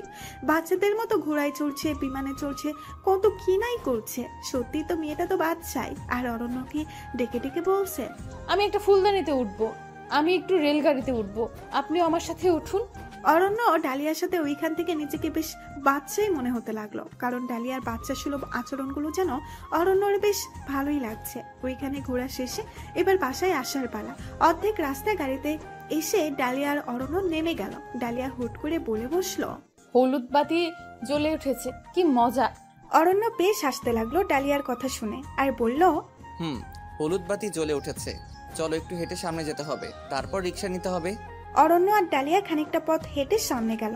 সামনে গিয়ে ডালিয়া যা দেখলো নিজের চোখকেও বিশ্বাস করতে পারছিল না, কারণ ডালিয়া দেখলো একজন মধ্যবয়স্ক লোক রাস্তায় ভিক্ষা করছে, তার একটা পা ভাঙা। ডালিয়ার লোকেরা বেশ চেনা চেনা লাগছে। ডালিয়াকে দেখে লোকটা মুখটা লুকাতে চাইলো। ডালিয়া লোকটাকে ভালো করে খেয়াল করে দেখলো এ আর কেউ না, এ যে তার বাবা। কিন্তু তার বাবার এ হাল হলো কিভাবে? ডালিয়া ঝটপট বাবার হাতটা ধরে বাবা তুমি এখানে কেন? তোমার এ হাল কেন? এইভাবে এখানে বসে আছো কেন? তোমার কি হয়েছে বাবা? তুমি এইভাবে ভিক্ষা করছো কেন? তোমার পা ভাঙছে কিভাবে? বাবা কথা বলছো না কেন? কথা বলো। কে তুমি? আমাকে বাবা বলে ডাকছো? আমি কারো বাবা না, আমি তোমাকে চিনি না। বাবা ভালো করে দেখো, আমি তোমার ডালিয়া, কতদিন পর তোমাকে দেখলাম। আমার ডালিয়া নামে কোনো মেয়ে নাই, আমি তোমাকে চিনি না। তুমি এখান থেকে যাও তো মা। বাবা এমন করে বলো না, আমার সাথে চলো তুমি, তোমাকে রেখে যাব না আমি। বললাম তো আমি কারো বাবা না। এই যে সাহেব, আপনার কি হয় উনি? চাচা আমার বউ হয়। আপনি আপনার বউকে নিয়ে যান, হয়তো উনি ওনার বাবার চেহারা গুলিয়ে ফেলছে। আমার কোনো মেয়ে নেই। আচ্ছা চাচা, আপনি অস্থির হবেন না, আমি দেখছি। অরণ্য বুঝতে পারলো না ডালিয়া হঠাৎ ওনাকে দেখে এমন কেন করছে, তাই ডালিয়াকে বলল, দেখো ডালু, উনি তো বললো তোমাকে চিনে না, হয়তো তোমার ভুল হচ্ছে, চলো এবার বাসায় চলো। না অরু, আমার ভুল হচ্ছে না, উনি আমার বাবা। আচ্ছা ডালু, এবার চলো বাসায় যাই, উনি তো যেতে চাচ্ছে না, আমরা পরে একদিন আসবো নে। এই বলে অরণ্য ডালিয়াকে চেপে ধরে রিকশায় তুললো আর ডালিয়া বাবা বাবা বলে চিল্লাতে লাগলো। রিকশায় উঠে ডালিয়া বেশ কাঁদতে লাগলো। অরণ্য ডালিয়ার কান্না দেখে বলল, সত্যি কি উনি তোমার বাবা? তোমার কি কোথাও ভুল হয়েছে কিনা দেখো। দেখেন, আমি কি মেয়ে হয়ে বাবাকে চিনবো না? উনিই আমার বাবা, কিন্তু আমার বাবার এ হাল কিভাবে হলো? কিভাবে উনি এখানে আসলো? আমাকে এবার কেন না চেনার ভান ধরলো? আমি তো ওনার কাছে টাকা পয়সা চাইবো না, বুঝতেই পেরেছে, তবু কেন এমন করলো? তা তো জানি না, তবে যে বাবা তোমার এত বড় ক্ষতি করেছে, এত কষ্ট দিয়েছে, সে বাবার জন্য তুমি চোখের পানি ফেলছো ডালিয়া? ওনার এ অবস্থা হয়েছে ভালোই হয়েছে। দেখেন, আমি জানি উনি আমার সাথে যা করেছে অন্যায় করেছে, এটা করা ওনার ঠিক হয়নি, কিন্তু যতই হোক উনি আমার বাবা। ওনার জন্য আমি এ দুনিয়া দেখতে পারছি। যত নিকৃষ্টই হোক, ওনার মেয়ে তো আমি, আর উনি তো আমার বাবা। হয়তো বাবা বুঝতে না পেরে সময় আর পরিস্থিতির প্রেক্ষাপটে একটা ভুল কাজ করেছে, তাই বলে মেয়ে হয়ে বাবাকে অস্বীকার করব, বাবার এমন দুর্দিন দেখে চুপ করে থাকবো, সেটা তো হয় না। অরণ্য ডালিয়ার কথা শুনে বেশ অবাক হলো। এত ছোট মেয়ে, তার কত বড় বোঝ। সে ঠিক কতটা গভীরভাবে চিন্তা করে কথাগুলো বলেছে। সত্যি ডালিয়াটা একটা অসাধারণ মেয়ে। ডালিয়ার দিকে তাকিয়ে দেখলো ডালিয়ার চোখ দিয়ে টপ টপ করে পানি পড়ছে। অরণ্য ডালিয়ার চোখ দুটো মুছে দিয়ে বলল, সব ঠিক হয়ে যাবে, চিন্তা করো না। হঠাৎ রিক্সাওয়ালা বলে উঠল, মামা চলে আইছি, নামবেন না? হ্যাঁ মামা, নামতেছি। মামা, মামির মনে হয় মনটা খারাপ। তাই একটু খারাপ? এত সুন্দর মামিটারে কষ্ট দিয়েন না। আচ্ছা দিব না মামা, আপনাকে কত দিব? আপনার যা ইচ্ছা দেন। অরণ্য পকেট থেকে 500 টাকার নোট বের করে দিল। রিক্সাওয়ালা 500 টাকা নিয়ে বলল, এত বড় নোটে তো ভাঙতে হবে না, ছোট নোট দিন মামা। আরে ভাঙতি লাগবে না, পুরোটাই তোমাকে দিয়ে দিছি, তুমি তোমার মামির জন্য দোয়া করো। রিক্সাওয়ালা খুশি হয়ে বলতে লাগলো, মামা আল্লাহ আপনাদের ভালো রাখুন, মামির কোলে ফুটফুটে একটা সন্তান দিক, আল্লাহ আপনাদের মনের ইচ্ছা পূরণ করুক। ডালিয়া রিক্সাওয়ালার কথা শুনে বেশ লজ্জা পেল। তারপর দুইজন বাসায় গেল।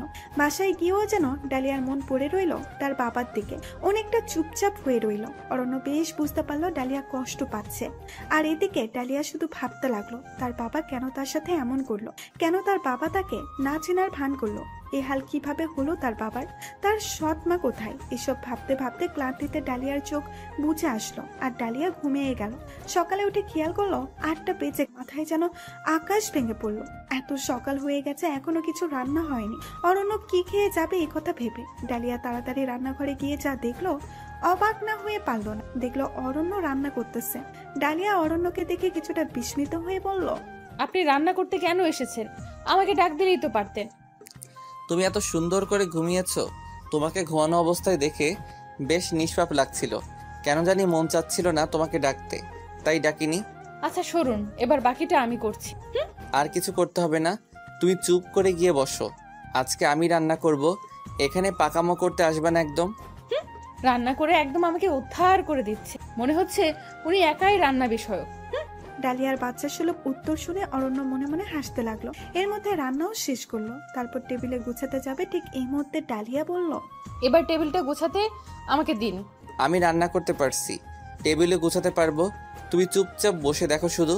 ডালিয়া আর কি করবে বুঝতে পারলো অরণ্য বেশ ঘাট টেরামো শুরু করছে, তাই সে বসে বসে অরণ্যর কাণ্ড দেখতে থাকলো। হঠাৎ হঠাৎ টুংটাং কলিং বেলের আওয়াজ পেল। রান্নাঘর থেকে অরণ্য বলে উঠল, ডালু দেখো তো কে এসেছে। হ্যাঁ আমি দেখতেছি। এটা বলে ডালিয়া দরজা খুলে দেখলো একটা মেয়ে দাঁড়ানো। মেয়েটা বেশ সুন্দরী। ডালিয়া মেয়েটাকে জিজ্ঞাসা করলো, আপনি কে? আমি কে সেটা তোমাকে কেন বলবো? অরণ্য কোথায়? ওরও তো রান্নাঘরে, কিন্তু আপনি কে? পরিচয় না দিয়ে ঢুকে পড়ছেন কেন? আমার বাড়িতে আমি ঢুকবো, তোমার কাছে কেন পরিচয় দিয়ে ঢুকতে হবে? এখান থেকে সরে দাঁড়াও, আমাকে ঢুকতে দাও। আগে তো বলুন আপনি কে। অন্য রান্নাঘর থেকে বলতে লাগলো, কি হলো ডালু, কে এসেছে? এত কথা কিসের? জানি না, আপনি এসে দেখেন তো কে এসেছে। চিনি না, একটা মেয়ে এসেছে। দাঁড়াও, আমি আসতেছি, ওনাকে বসতে বলো।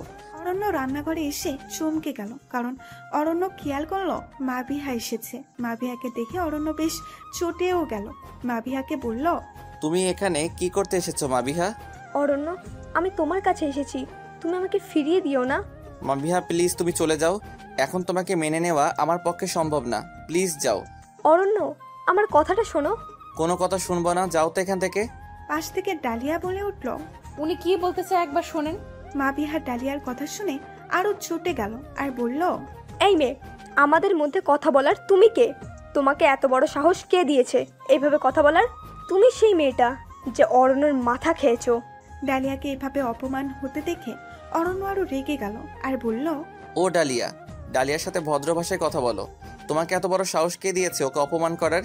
আর শোনো, ও আমার স্ত্রী। পাশ থেকে ডালিয়া কি জানি বলতে চাইছিল, তখন অরণ্য ডালিয়ার গালে একটা কুশিয়ে চড় বসিয়ে বলল, আমাদের কথার মাঝখানে এখন তুমি কোনো কথা বলবা না। আর মাবিহা দেখছো তো, তোমার জন্য ডালুর সাথে আমার ঝামেলা হচ্ছে। আমাদের সুখের সংসারটা নষ্ট করে দিও না, প্লিজ আমাকে মুক্তি দাও। আমি তোমাকে আর ভালোবাসি না। ভালোবাসা কি জোর করে হয় বলো? তুমি যেদিন আকাশের সাথে চলে গিয়েছিলে সেদিন তো আমি তোমাকে কোনো বাধা দেইনি, জোর করে তোমাকে পেতে চাইনি। তবে আজকে কেন তুমি আমাকে জোর করতেছো? আমার আর ডালিয়ার জীবনে জটিলতা সৃষ্টি করতেছো। তোমার জন্য ডালিয়ার গায়ে হাত তুললাম। প্লিজ মাবিহা, আমাকে ক্ষমা করে দাও। আমাদের দাম্পত্য জীবনটা নষ্ট করো না, তুমি চলে যাও। অরণ্যর কথা শুনে মাবিহার চোখের জল ছলছল করতে লাগলো। বুঝতে পারলো তার অরণ্য এখন ডালিয়ার হয়ে গেছে। তার অরণ্য এখন আর তার নেই। কিছুটা লজ্জিত আর অনুতপ্ত হলো আর বলল, অরণ্য, আই এম সরি। আমি বুঝতে পারিনি যে তুমি আমাকে এভাবে পর করে দিয়েছো। বুঝতে পারিনি তুমি আর আমার অরণ্য নেই, তুমি এখন ডালিয়ার হয়ে গেছো। এটা ভাবতেও পারিনি। আর তোমার জীবনে কাটা হয়ে দাঁড়াবো না। যে ভুল আমি করেছি তার শাস্তি তো আমাকে পেতেই হবে। তোমরা দুজন ভালো থেকো। আর ডালিয়া, মনে কষ্ট নিও না। তোমাদের মাঝে এভাবে আসা আমার ঠিক হয়নি। এই বলে মাবিহা কাঁদতে কাঁদতে চলে গেল। আর ডালিয়াও চটটা খেয়ে বেশ অভিমান নিয়ে রুমে গেল আর কাঁদতে লাগলো। কিছুক্ষণ পর ডালিয়া খেয়াল করলো অরণ্য এসেছে। অরণ্যকে দেখে যেন ডালিয়ার অভিমানের পাল্লাটা আরো ভারী হলো। ডালিয়া তার মুখটা অন্যদিকে ঘুরিয়ে নিল। অরণ্য ডালিয়াকে এদিকে টেনে নিচের দিকে মুখ ফিরিয়ে বলল, ডালু সরি, এভাবে চড় দেওয়াটা ঠিক হয়নি। এভাবে চড় না দিলে তো তুমি বলেই ফেলতে যে তুমি আমার স্ত্রী না। ডালিয়া অভিমানী কণ্ঠে জিজ্ঞেস করলো, আপনি জানলেন কিভাবে যে আমি এটাই বলবো? আমি তোমার মনের কথা বুঝি, কিন্তু তুমি মাবিহার পক্ষ টানতেছিলে কেন? কারণ আপনি মাবিহাকে ভালোবাসেন। আমি চেয়েছিলাম মাবিহার সাথে যেন আপনার সব ঠিক হয়ে যায়। কে বলেছে আমি মাবিহাকে ভালোবাসি? আমার মনে হলো। তুমি ভুল জানো, আমি মাবিহাকে ভালোবাসি না। কিন্তু সরি, তোমাকে এভাবে চড় দেওয়াটা ঠিক হয়নি, রাগ করো না। অরণ্যর আদর পেয়ে ডালিয়ার অভিমানটা যেন আরো বেড়ে গেল। ডালিয়া এবার কেঁদেই দিল। অরণ্য ডালিয়াকে বুকে টেনে নিয়ে জড়িয়ে ধরে বলল, আমার পাগলিটাকে অনেক কষ্ট দিয়ে ফেলছি। আমার পাগলিটা কান্না করে না, আর এমন ভুল হবে না। আমার পাগলিটা যা বলবে তাই করব। কান্নাটাও থামাও প্লিজ। তুমি কাঁদলে যে আমার ভালো লাগে না, প্লিজ কেঁদো না। এখন আর আদর করে কথা বলতে হবে না। চড় দেওয়ার সময় হুঁশ ছিল না। অরণ্য এবার ডালিয়ার গালটা টেনে একটা চুমু দিল আর বলল সরি। ডালিয়ার অভিমানটাও বেশ কমে গেল। অরণ্য ঠোঁটের কোমল স্পর্শ পেয়ে অরণ্য ডালিয়ার লজ্জামাখা মুখটা দেখে বলল, আর লজ্জা পেতে হবে না, চলো এবার খেতে চলো। অফিস যেতে আজকেও লেট হবে। যেভাবে বলছো লেট মনে হয় আমি করতেছি। এখন সব দোষ আমার ঘাড়ে চাপানো হচ্ছে, তাই না? অরণ্য হাসতে হাসতে উত্তর দিল, আমার ডালুর ঘাড়ে দোষ চাপানোর সাহস আমার আছে নাকি? এখন আর ঢং ধরতে হবে না, খেতে চলেন। না হয় আর আজকে অফিসে যাওয়া লাগবে না। তারপর দুজন মিলে খেতে গেল। খাওয়া শেষে অরণ্য হাসপাতালে গেল আর ডালিয়া ঘরের কাজ করতে লাগলো। ডালিয়া কাজ করতে করতে খেয়াল করলো সন্ধ্যা হয়ে গেছে, কিন্তু অরণ্যর আসার কথা ছিল 5টায়, এখনো আসেনি। 7টা বেজে গেছে, এখনো কেন আসছে না? ডালিয়া বুঝতে পারছিল না। ডালিয়া অরণ্যকে কল দিয়ে দেখলো অরণ্যর নাম্বারটা বন্ধ। বারবার কল দিল, দেখলো নাম্বারটা বন্ধ। ডালিয়া বেশ চিন্তায় পড়ে গেল। অরণ্য ফোন বন্ধ কেন বুঝতে পারছিল না। ডালিয়ার রুমে গিয়ে অপেক্ষা করতে লাগলো কখন অরণ্য আসবে। দেখতে দেখতে 9টা বেজে গেল। ডালিয়ার চিন্তা যেন আরো বেড়ে গেল। ডালিয়া বুঝতে পারছিল না কি করবে। হঠাৎ রহমত চাচা এসে বলল, ডালিয়ার মা তোর সাথে জানি কে দেখা করতে এসেছে। ডালিয়া জিজ্ঞাসা করলো, কে এসেছে চাচা? তা তো জানি না, তুই গিয়ে দেখ তো মা। অরণ্য কেন আসছে না চাচা? তা জানি না, তুই নিচে গিয়ে দেখ তো লোকটাকে চিনিস কিনা। ডালিয়া নিচে গিয়ে দেখলো ডালিয়ার বাবা বসে আছে আর পাশে অরণ্য। ডালিয়া তার বাবাকে দেখে জড়িয়ে ধরে বলল, বাবা তুমি এখানে কিভাবে আসলে? আর কালকে আমার সাথে কেন এমন করলে? তোমার এ হাল কিভাবে হলো? ডালিয়ার বাবা হু হু করে কাঁদে আর বলল, সব পাপের শাস্তি রে মা।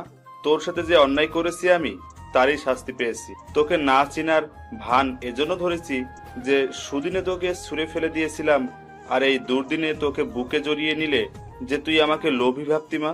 আল্লাহ আমাকে আমার পাপের শাস্তি দিয়েছে।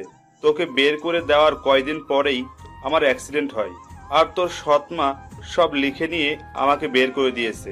এরপর থেকে আমি ভিক্ষা করে খাই মা। তোকে ফিরিয়ে দেওয়ার পর অরণ্য বাবা আজকে সন্ধ্যায় আমার কাছে যায়, আমাকে বুঝিয়ে এখানে নিয়ে আসে। আমাকে ক্ষমা করে দিস মা, আমি যে বড়ই অন্যায় করে ফেলেছি। বাবার কথাটা শুনে ডালিয়া অরণ্যর দিকে তাকাল। অরণ্য একরাশ হাসি দিয়ে চোখে সম্মতিসূচক ইশারা দিল আর ডালিয়া বাবাকে জড়িয়ে ধরে বলল, আমি জানি বাবা, তুমি যা করেছো না বুঝে করেছো। যত যাই হোক তুমি আমার বাবা, তোমাকে ছাড়া আমি থাকতে পারবো না। আজকে থেকে তুমি এখানেই থাকবে। ডালিয়ার বাবা ভেতরে ভেতরে বেশ অনুতপ্ত হলো, আর মেয়ের এমন আচরণ দেখে তার অনুতপ্তটা যেন আরো বেড়ে গেল। তার ভুল বুঝতে পেরে ভেতরে কষ্টের ভারটা যেন আরো বেড়ে গেল। আর মা বাবা মিলে একে অপরকে জড়িয়ে ধরে কাঁদতে লাগলো। অতঃপর ডালিয়ার বাবা এখানে রয়ে গেল। রহমত চাচা ডালিয়ার বাবাকে রুম দেখিয়ে দিল আর বাবা খেতে দিল। আর ডালিয়া অরণ্যকে বলল, আগে রুমে চলো, তোমার খবর আছে। অরণ্য হাসতে হাসতে রুমে গেল আর ডালিয়াকে জড়িয়ে ধরে বলল, তা মহারানী বলেন কি করবেন আমাকে? ডালিয়া অরণ্যর হাতটা ছুটাইয়া বলল, এবার আপনার ফোন বন্ধ ছিল কেন? আপনি জানেন না আমার আপনাকে নিয়ে চিন্তা হয়? আর কখনো এমন করবেন? ইচ্ছে করে বন্ধ করেছি। ইচ্ছে করে বন্ধ করেছেন মানে? যাতে তোমাকে সারপ্রাইজ দিতে পারি। আমার আর কোনো সারপ্রাইজ লাগবে না, আর এমন করবেন না। আচ্ছা বাবা, আর করবো না। এবার রাগ দেখানো অফ করে খাবার রেডি করো, অনেক ক্ষুধা লাগছে। সারাদিন তো খালি রাগ দেখাও। কি আমি রাগ দেখাই তাই না? আর আপনি যে এই কোকামগুলো করেন সেটার বেলায় কিছু না। থাক, আর বিস্ফোরণ ঘটাতে হবে না, আমারই দোষ। এবার খুশি? খেতে দাও তাড়াতাড়ি। আচ্ছা আপনি ফ্রেশ হয়ে নিচে আসুন, আমি খাবার রেডি করছি। এভাবে অরণ্য আর ডালিয়ার সম্পর্কটা আস্তে আস্তে ভালোবাসায় রূপ নিল। মাভিয়াও আর এর মধ্যে ঝামেলা করেনি, কারণ মাভিয়াও তার কাজের জন্য লজ্জিত। আর এদিকে অরণ্য আর ডালিয়ার সম্পর্কটা বেশ জমে গেল। অরণ্য চিন্তা করলো ডালিয়াকে বিয়ে করবে, কিন্তু হঠাৎ একদিন রহমত চাচা এসে ডালিয়া আর অরণ্যকে বলল, অরণ্য আর ডালিয়া তখন বসে বসে গল্প করছিল, আর অরণ্য মনে মনে ভাবছিল যে আজকে ডালিয়াকে প্রপোজ করবে, আর ডালিয়াকে প্রপোজ করতে নিয়েছিল। এই মুহূর্তে চাচারের কথা শুনে ডালিয়া আর অরণ্য নিচে গেল। নিচে গিয়ে অরণ্য খেয়াল করলো একটা মধ্যবয়স্ক অপরিচিত লোক এসেছে। অরণ্য লোকটাকে ঠিক চিনতে পারলো না, তাই অরণ্য লোকটাকে জিজ্ঞেস করলো, আপনি কে? এখানে কি জন্য? আপনাকে তো ঠিক চিনতে পারলাম না। অপরদিকে ডালিয়া লোকটাকে দেখে ভয়ে মুচড়ে গেল, কারণ লোকটা আর কেউ না, লোকটা তার প্রাক্তন স্বামী। লোকটা ডালিয়াকে দেখে বলল, তুই আমার সাথে চল, তোরে বিয়ে করছি এখানে রাখার জন্য নাকি? লোকটাকে ডালিয়ার সাথে এভাবে কথা বলতে দেখে অর্ণব বেশ রেগে গেল। অর্ণ লোকটাকে রাগী কণ্ঠে জবাব দিল, কে আপনি? এখানে এসে এইভাবে অসভ্যতা করছেন যে? আপনার তো সাহস কম না, আমার বাড়িতে এসে আমার বউয়ের সাথে অসভ্য ভাষায় কথা বলছেন। লোকটা আবার বিদঘুটে হাসি দিয়ে জবাব দিল, আপনার বউ কি করে হয়? একে তো আমি 2 বছর আগে বিয়ে করেছিলাম। এ আমার বউ, আপনি একে জিজ্ঞেস করেন। আমাদের ডিভোর্স তো হয়নি। আমার বউয়ের সাথে আমি যেভাবে ইচ্ছা কথা বলবো, তাতে তোর কি? আমি আমার বউকে নিয়ে যেতে এসেছি, তোর বাপের কি তাতে? অরণ্য লোকটার কথা শুনে বুঝতে পারলো এ আর কেউ না, এ ডালিয়ার প্রাক্তন স্বামী। এবার অরণ্য আরো রেগে গেল। অরণ্যের রক্ত যেন মাথায় চড়ে গেল। অরণ্য কিছু বলার আগেই লোকটা ডালিয়ার হাত ধরে বলল, চল আমার সাথে চল, তোরে আর কষ্ট দিব না, তুই আমার সাথে থাকবি। ডালিয়া হাতটা ছুটানোর চেষ্টা করলো, কিন্তু শক্তির সাথে পেরে উঠছিল না। তাই চিল্লিয়ে চিল্লিয়ে বলতে লাগলো, আমাকে ছাড়েন, আমি আপনার সাথে কোথাও যাব না, আমার হাত ছাড়েন। অরণ্য লোকটার কাণ্ড দেখে রেগে মেগে বলল, ডালিয়ার হাত ছাড়ুন বলছি, তা না হলে ভালো হবে না বলছি। আমার বউকে আমি ধরেছি, তাতে তোর কি? আমি ছাড়বো না, ডালিয়াকে আমার সাথে করে নিয়ে যাব। বেশি তেড়ি বেড়ি করলে অন্যের বউ অপহরণ করার মামলা ঠুকে দিব কিন্তু। হাত ছাড়ুন ডালিয়ার, না হয় ভালো হবে না। ছাড়ুম না হাত, ডালিয়া আমার বউ, তুই কি করবি কর। এই বলে ডালিয়ার হাত টেনে নিয়ে যেতে চাইলো।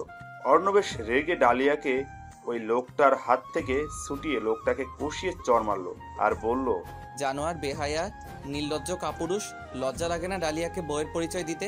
বাপের বয়সী হয়ে একটা মেয়ের বয়সী মেয়েকে বিয়ে করেছিস, আমারে মামলার ভয় দেখাস। 14 বছর বয়সী মেয়েকে বিয়ে করে বাল্যবিবাহ করেছিস, বিয়ের রাতে নিজের স্ত্রীকে অন্য পুরুষ দিয়ে ধর্ষণ করাইছিস, নিজের বউরে নিজে ধর্ষণ করছিস। কুত্তার বাচ্চা, তুই তো একটা ধর্ষক। তারপর নিজের বউরে পতিতা পল্লীতে বিক্রি করে দিছিস, তুই তো একটা পাচারকারী। তুই আমার নামে কি মামলা করবি? আমি তোর নামে এখন বাল্যবিবাহ করার, পাচার করার আর ধর্ষণের মামলা করুম, দেখি তুই কিভাবে বাঁচিস। এসব বলে লোকটাকে অরণ্য আরো কয়েকটা কিল ঘুষি দিল। তারপর পুলিশকে ফোন দিল। পুলিশ তাৎক্ষণিক এসে বলল, জি অরণ্য সাহেব, বলেন। এই যে এই লোকটাকে ধরে নিয়ে যান, আপনাকে তো ফোনে সব জানিয়েছি। এই লোকটার কাহিনী, একে কঠোর শাস্তি দেওয়ার ব্যবস্থা করুন। ধন্যবাদ অরণ্য সাহেব, আমরা একে নিয়ে যাচ্ছি।